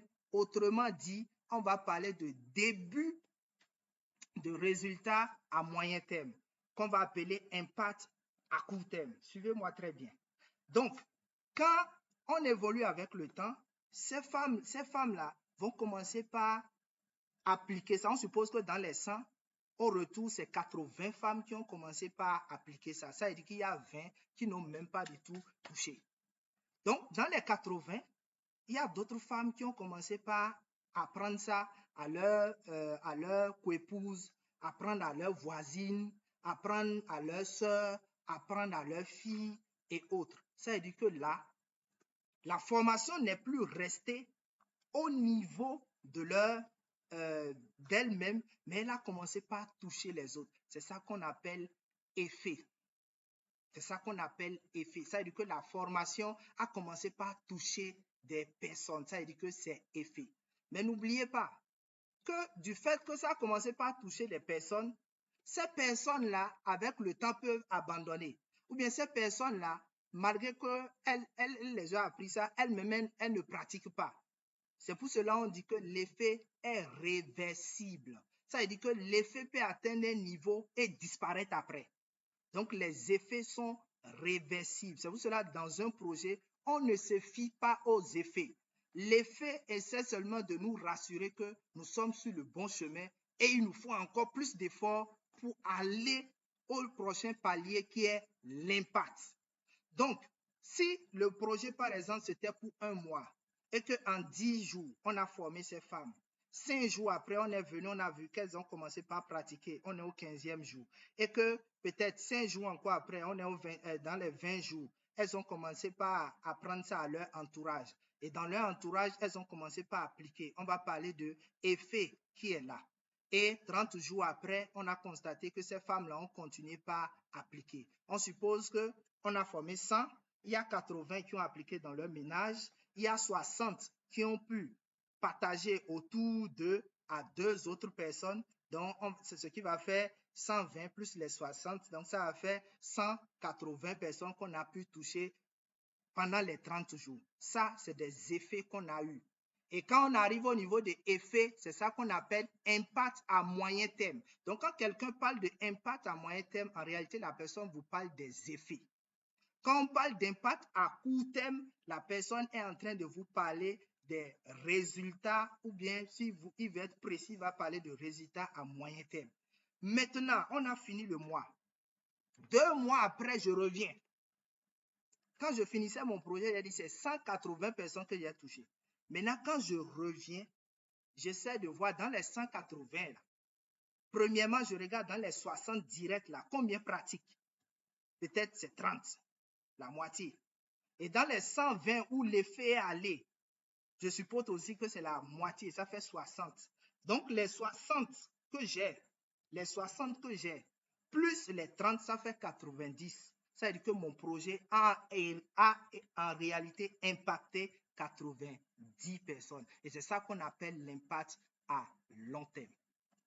Je ne sais pas si vous avez pu maintenant faire clairement la différence entre c'est quoi un effet et un impact.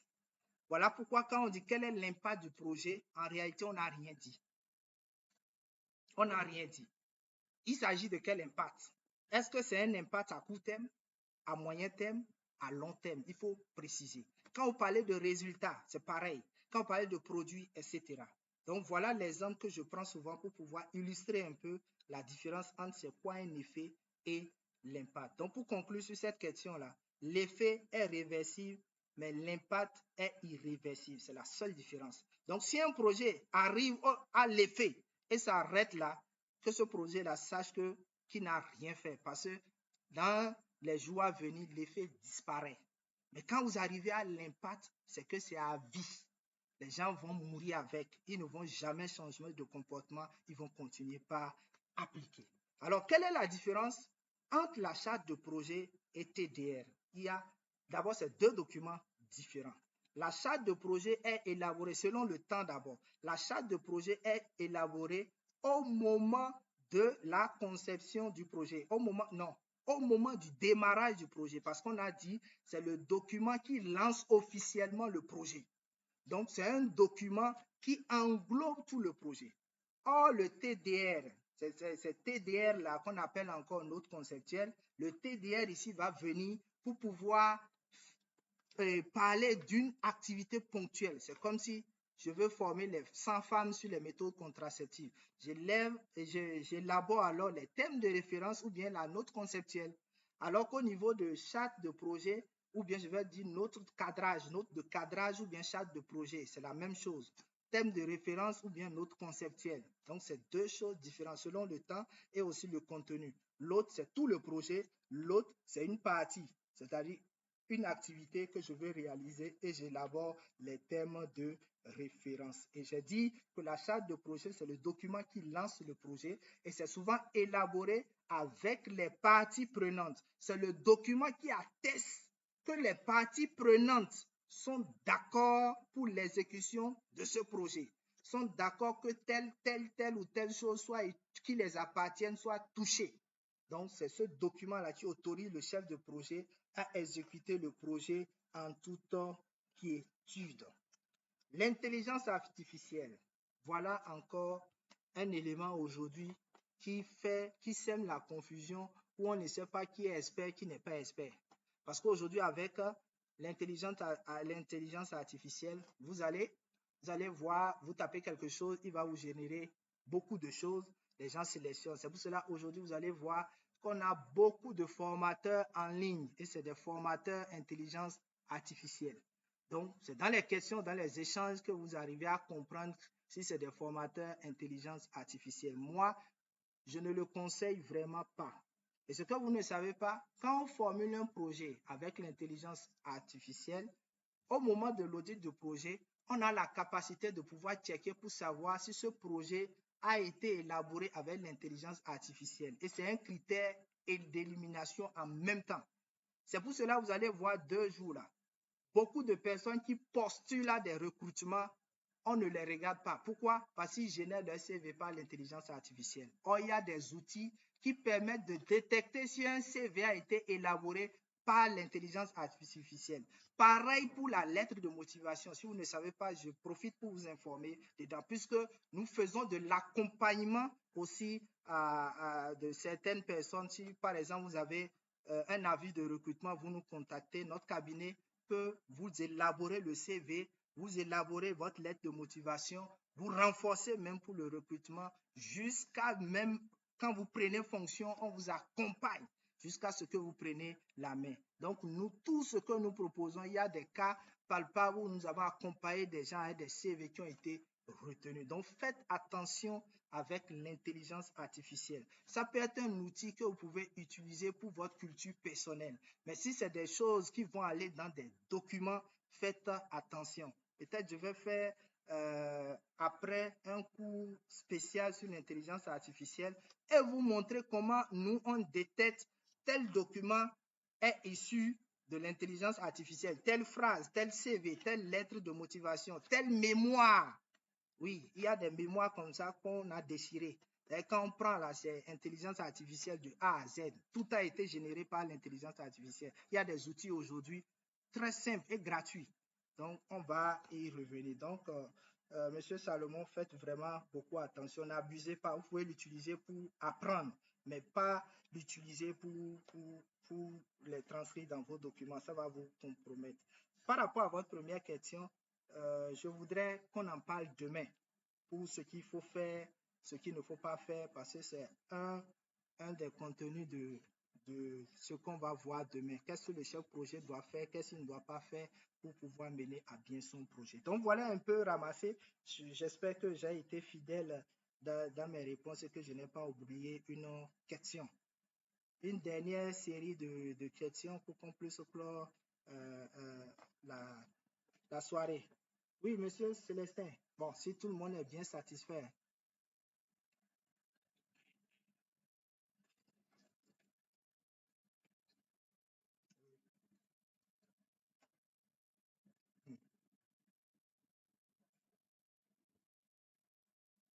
Oui, oui, oui. Oui, j'ai répondu à cette question. Je disais que la charte de projet, c'est le document qui lance officiellement le projet. Et dans ce document, vous avez les différents accords des parties prenantes, c'est-à-dire les parties prenantes qui disent que nous, on accepte. Et j'ai même donné un exemple d'installation, de construction des forages, par exemple. Hein? On ne peut pas se lever, aller prendre un domaine, une place publique et mettre des forages. Quel est le type de matériel qu'ils veulent? Hein? Quel est l'espace qu'on doit utiliser? Qui doit l'utiliser? Donc, il faut prendre l'avis des parties prenantes. Et elle dit qu'on commence même par des focus group et on leur pose des questions, ils répondent.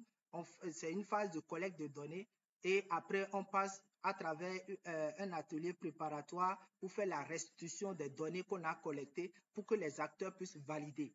Donc, à la fin maintenant de cet atelier, il y a ce document-là qui est élaboré, qui fait état de tout ce que les acteurs ont dit, ils peuvent dire que nous, on a besoin de 5 forages, un à tel endroit, l'autre à tel endroit, et nous voulons que ça soit des forages à pompe pression à la main ou bien pression au pied, donc des spécifications ainsi, donc ce qui va les amener aux accords des deux parties, que ce soit des bailleurs, des parties prenantes directes ou bien indirectes, des acteurs d'accompagnement, eux tous vont signer ce document-là et c'est ça qui atteste que les parties prenantes sont d'accord et on lance le projet. C'est le canevas que je vous ai mis là. Vous allez voir, on a le titre du projet, on a le contexte et justification, quel est l'objectif général du projet, les objectifs spécifiques, les portées du projet, c'est-à-dire le projet, on va l'exécuter où? Est-ce que c'est dans une commune, c'est dans un village, c'est dans un pays? Les résultats attendus, on va citer les parties prenantes et leurs responsabilités, on va donner le budget global du projet. Les parties prenantes doivent savoir combien de millions coûtent les pompes qu'on veut installer. Ils doivent savoir quel est l'échéancier. Nous voulons installer les pompes là, construire les pompes là pendant combien de jours? On va faire sortir ça. Quels sont les critères de succès? Qu'est-ce qu'ils seront en train de voir pour savoir qu'on est sur la bonne voie? On va citer ça pour qu'ils puissent nous suivre. Quand ils vont voir autre chose, ils vont dire attention, ça, ce n'était pas un critère de succès. Ça veut dire que vous êtes en train de dérailler. Quels sont les risques et les hypothèses? Les risques et les hypothèses, ce sont les conditions que les parties prenantes doivent remplir pour que le projet puisse marcher. Par exemple, on peut dire que les parties prenantes doivent mettre à disposition 3 parcelles ou bien 3 domaines, par exemple. Ça veut dire que s'ils ne mettent pas à disposition les 3 domaines, on ne pourra pas installer les forages. Donc, ça, c'est une hypothèse, par exemple, qui doit être remplie. Hein? Il y a aussi des conflits aussi ethniques. On suppose qu'il y a 2 ethnies qui ne s'entendent pas. L'un dit, moi, je ne peux pas aller chez l'autre pour aller puiser l'eau. L'autre dit, je ne peux pas aller chez l'autre. Ça veut dire que là, dans ce cas, il faut forcément 2 forages dans ces 2 localités différentes. Puisque si on amène dans une autre localité, l'autre localité ne pourra pas en profiter. Donc, voilà, donc des risques qui peuvent survenir. Donc, on identifie cela ensemble avec les acteurs. Il y a l'équipe projet. Les parties prenantes doivent savoir combien de personnes doivent réaliser le projet. Est-ce qu'on aura chef équipe? On aura des conseillers techniques, des manœuvres et autres et autres. Ils doivent savoir. Et aussi la communication. Au niveau de la communication, il y a 4 éléments qu'il faut prendre en compte. Premièrement, qui sont les parties prenantes qui ont besoin d'informations? On doit les identifier. Deuxièmement, quel type d'informations ils ont besoin? Les parties prenantes doivent vous dire ça. Quel type d'informations ils ont besoin? Troisièmement, comment ils ont besoin de cette information? Est-ce qu'ils ont besoin de cette information par les radios, par la télévision, par support papier, par des dessins, par des théâtres? En tout cas, ils vont vous dire ce qu'ils ont besoin. Et enfin, à quelle fréquence? Est-ce que c'est chaque jour? C'est chaque semaine? C'est chaque mois?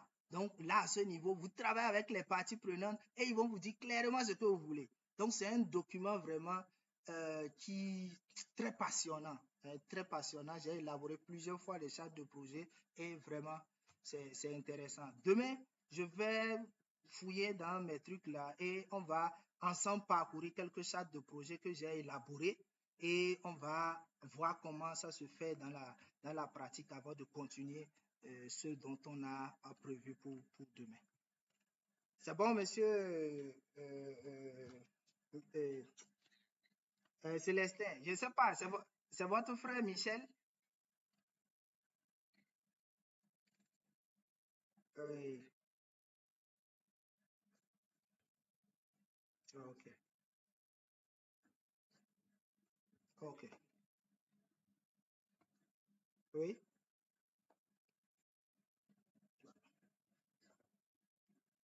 oui,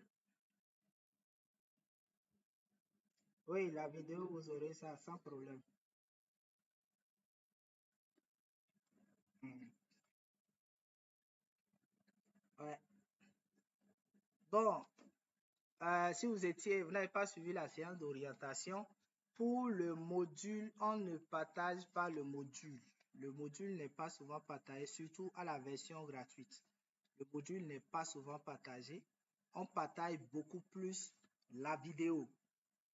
C'est ceux-là qui se passent, je ne l'avais pas dit un peu plus tôt, c'est deux phases. Il y a la phase gratuite et la phase payante. Actuellement, nous sommes à la phase gratuite. Donc, et à la phase gratuite, vous aurez accès à la vidéo.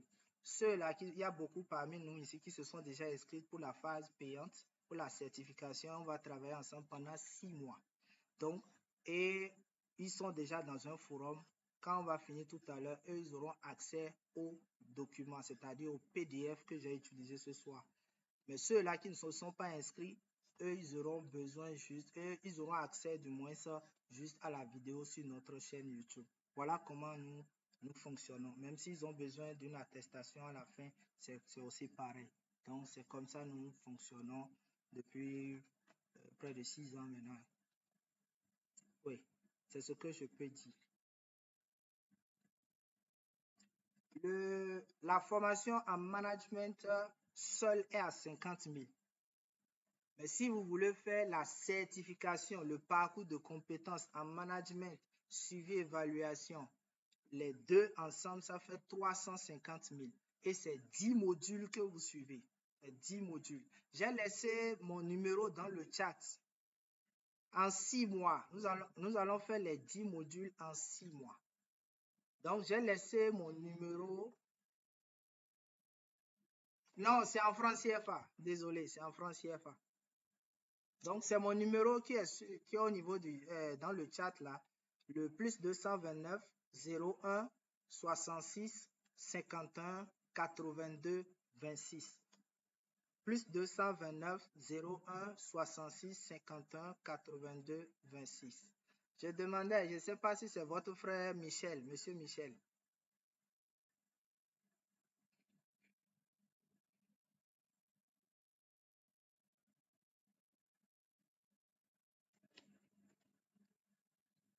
Ok, ok.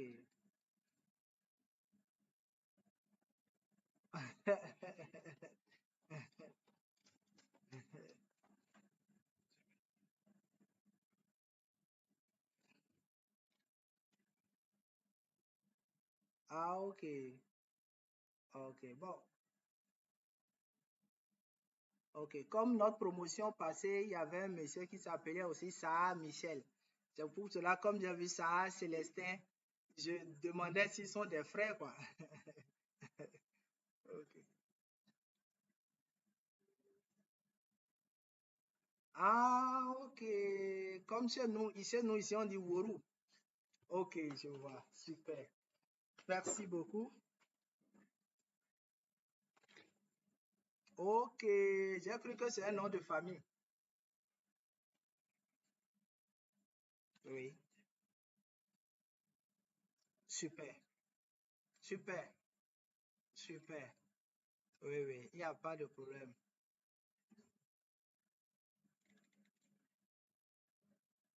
C'est ça,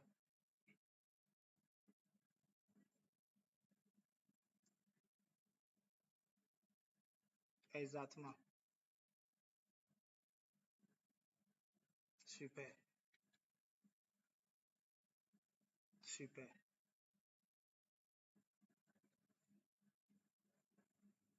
super. Ok, il y a...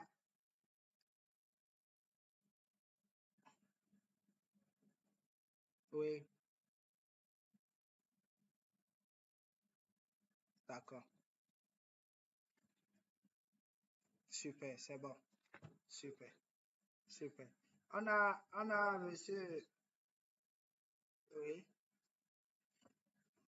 oui, oui, oui, oui.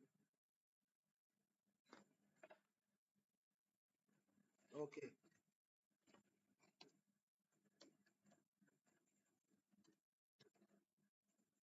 ok,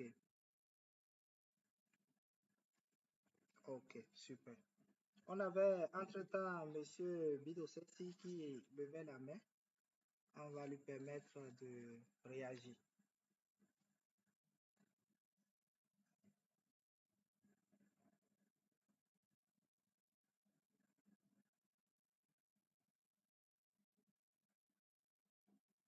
Oui. Mm. Super, super, super,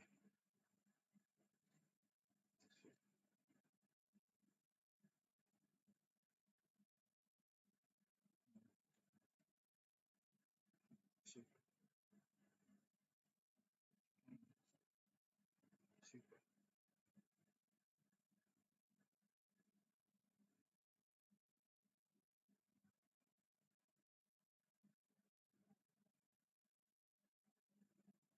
super, super.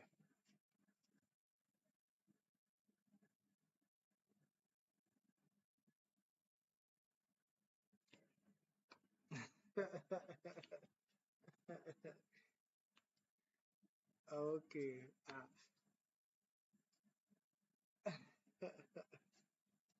Ouais.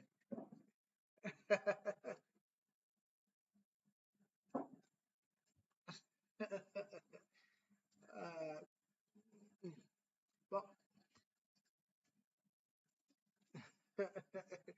bon, il faut dire que Monsieur Joseph peut le témoigner parce qu'il fait partie de la cinquième promotion. Eux, ils ont fait 8 modules. Ils ont fait 8 modules et ils ont payé 300 000 au lieu de 400 000. Et cette année, avec le besoin, les points d'amélioration que chacun a demandé, donc a donné du moins, on était obligé d'aller à 10. Donc normalement, le module est à 50 000. Quand on fait 10 fois les 50 000, ça devait faire 500 000 que chacun devait payer. Maintenant, on a fait une réduction proportionnelle à la promotion précédente, puisque eux-mêmes, ils ont formulé la demande de bénéficier des modules qu'on a ajoutés. Donc, pour équilibrer, c'est pour cela qu'on a mis ça à 350. Et c'est pareil pour la quatrième promotion, on était à 250. Donc, au fur et à mesure, on améliore pour ne pas créer de frustration. En fait, c'est ça, docteur Yavi. Euh,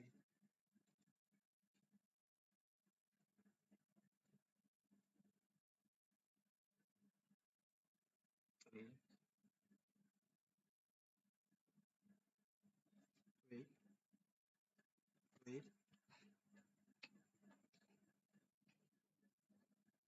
oui, oui. Hmm, c'est vrai.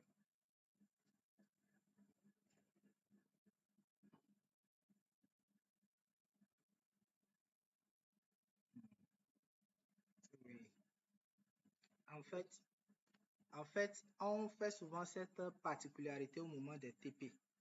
La formation serait faite de manière générale sur les projets de développement d'entreprise et autres. Mais au moment des exercices, on demande quelle est la spécialité de chacun.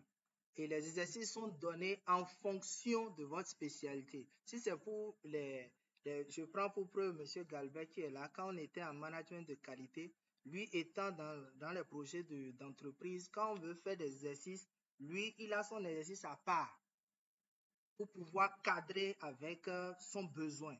Et pareil aussi avec les autres. C'est-à-dire qu'à votre niveau, si c'est des projets éducatifs, on va travailler spécialement avec vous sur les projets éducatifs.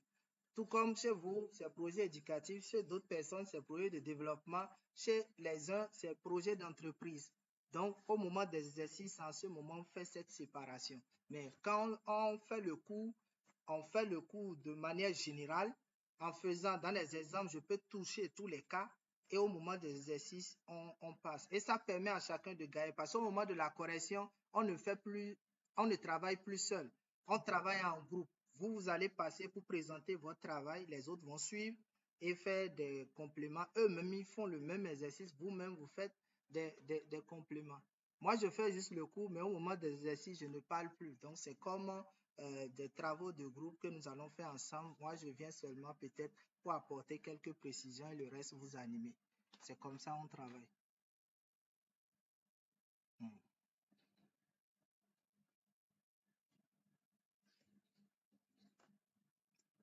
Oui, oui, on fait mention. Et à ce niveau, on est un peu vraiment flexible, que ce soit au niveau de la durée et autres.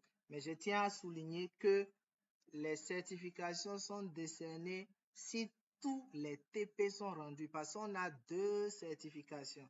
Il y a la certification de participation et la certification de praticien. C'est-à-dire, si on finit la formation systématiquement, vous avez la certification de participation.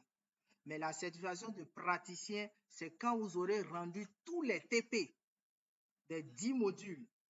Des 10 modules, c'est quand vous aurez rendu tous les 10 TP et nous allons faire l'évaluation finale sur les 10 modules. Donc, c'est quand on va faire la moyenne des 2 points là, c'est ça qui vous donne droit à la certification de praticien. Et je peux vous dire déjà qu'il y a des gens même de la première promotion qui n'ont pas encore pris leur certificat de praticien. Donc, c'était, voilà, parce qu'ils n'ont pas encore fini, mais ils rendent au fur et à mesure. Il y a même la 5e promotion. Monsieur Michel et Joseph est là. Lui-même, il est en train de travailler pour la certification de praticien. Donc, c'est un peu ça. Parce qu'on y tient, parce que c'est notre réputation qui est en jeu. Les gens nous font de plus en plus confiance. Dieu merci, vous êtes au Bénin, vous pouvez demander Académie du savoir de Tainate Business Center. Aujourd'hui, vous allez à un recrutement, vous avez notre simple logo. Ah, c'est l'équipe de Jacques, ça, on peut faire confiance. Donc, les gens nous font de plus en plus confiance. Voilà pourquoi on est regardant sur le certificat de praticien. Ce qui fait que quand vous postulez et que vous mettez l'attestation, les gens voient attestation de participation. Pour les consultants avec lesquels j'ai travaillé, savent que vous n'avez pas encore rendu les TP, donc vous voyez, non, parfois ça ne joue pas en votre faveur. Donc c'est un peu ça.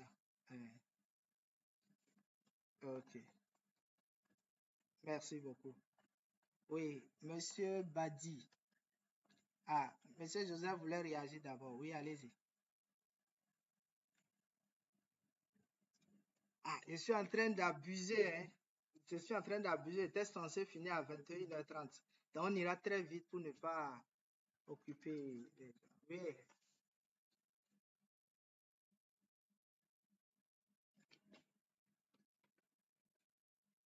Oui, oui,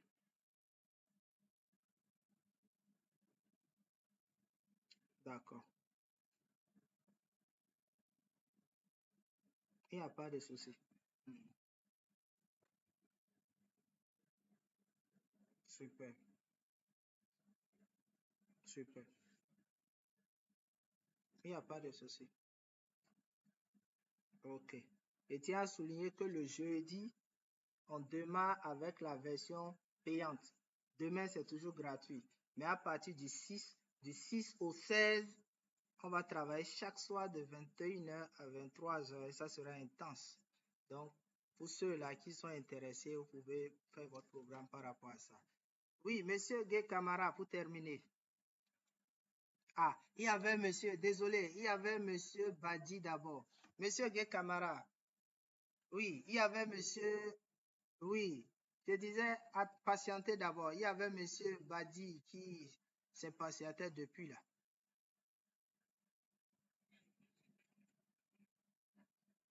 Oui,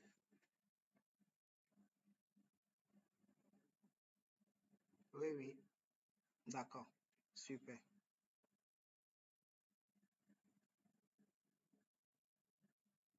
Oui, ok. C'est compris. D'accord. Merci. Oui, monsieur Gay Camara. Oui, allez-y.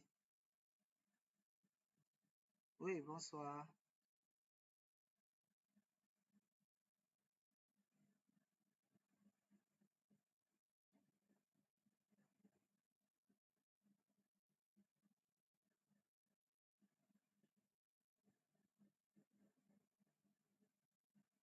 Oui, nous allons vous donner la possibilité de télécharger.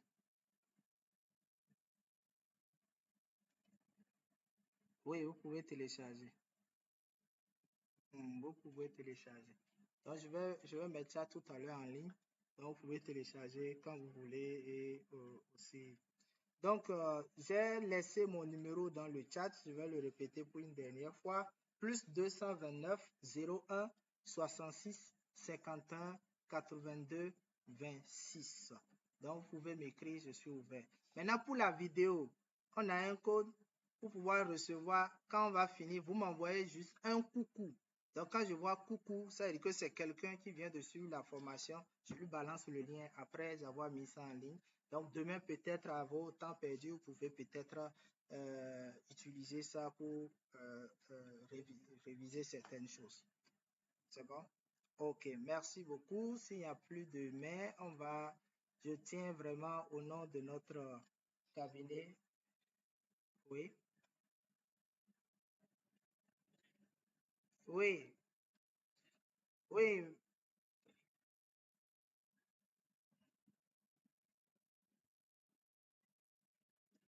oui, plus 229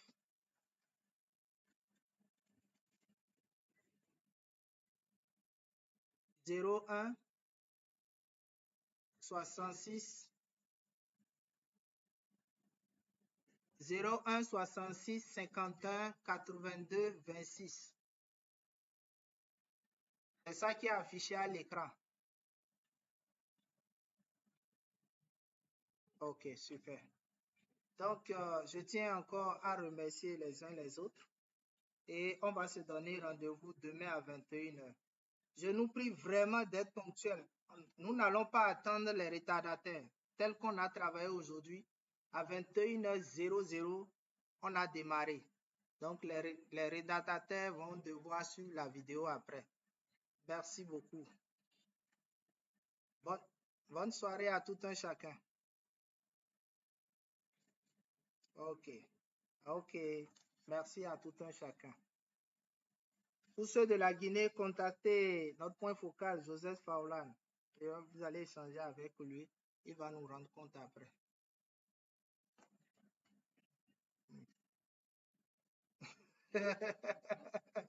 Oui, oui.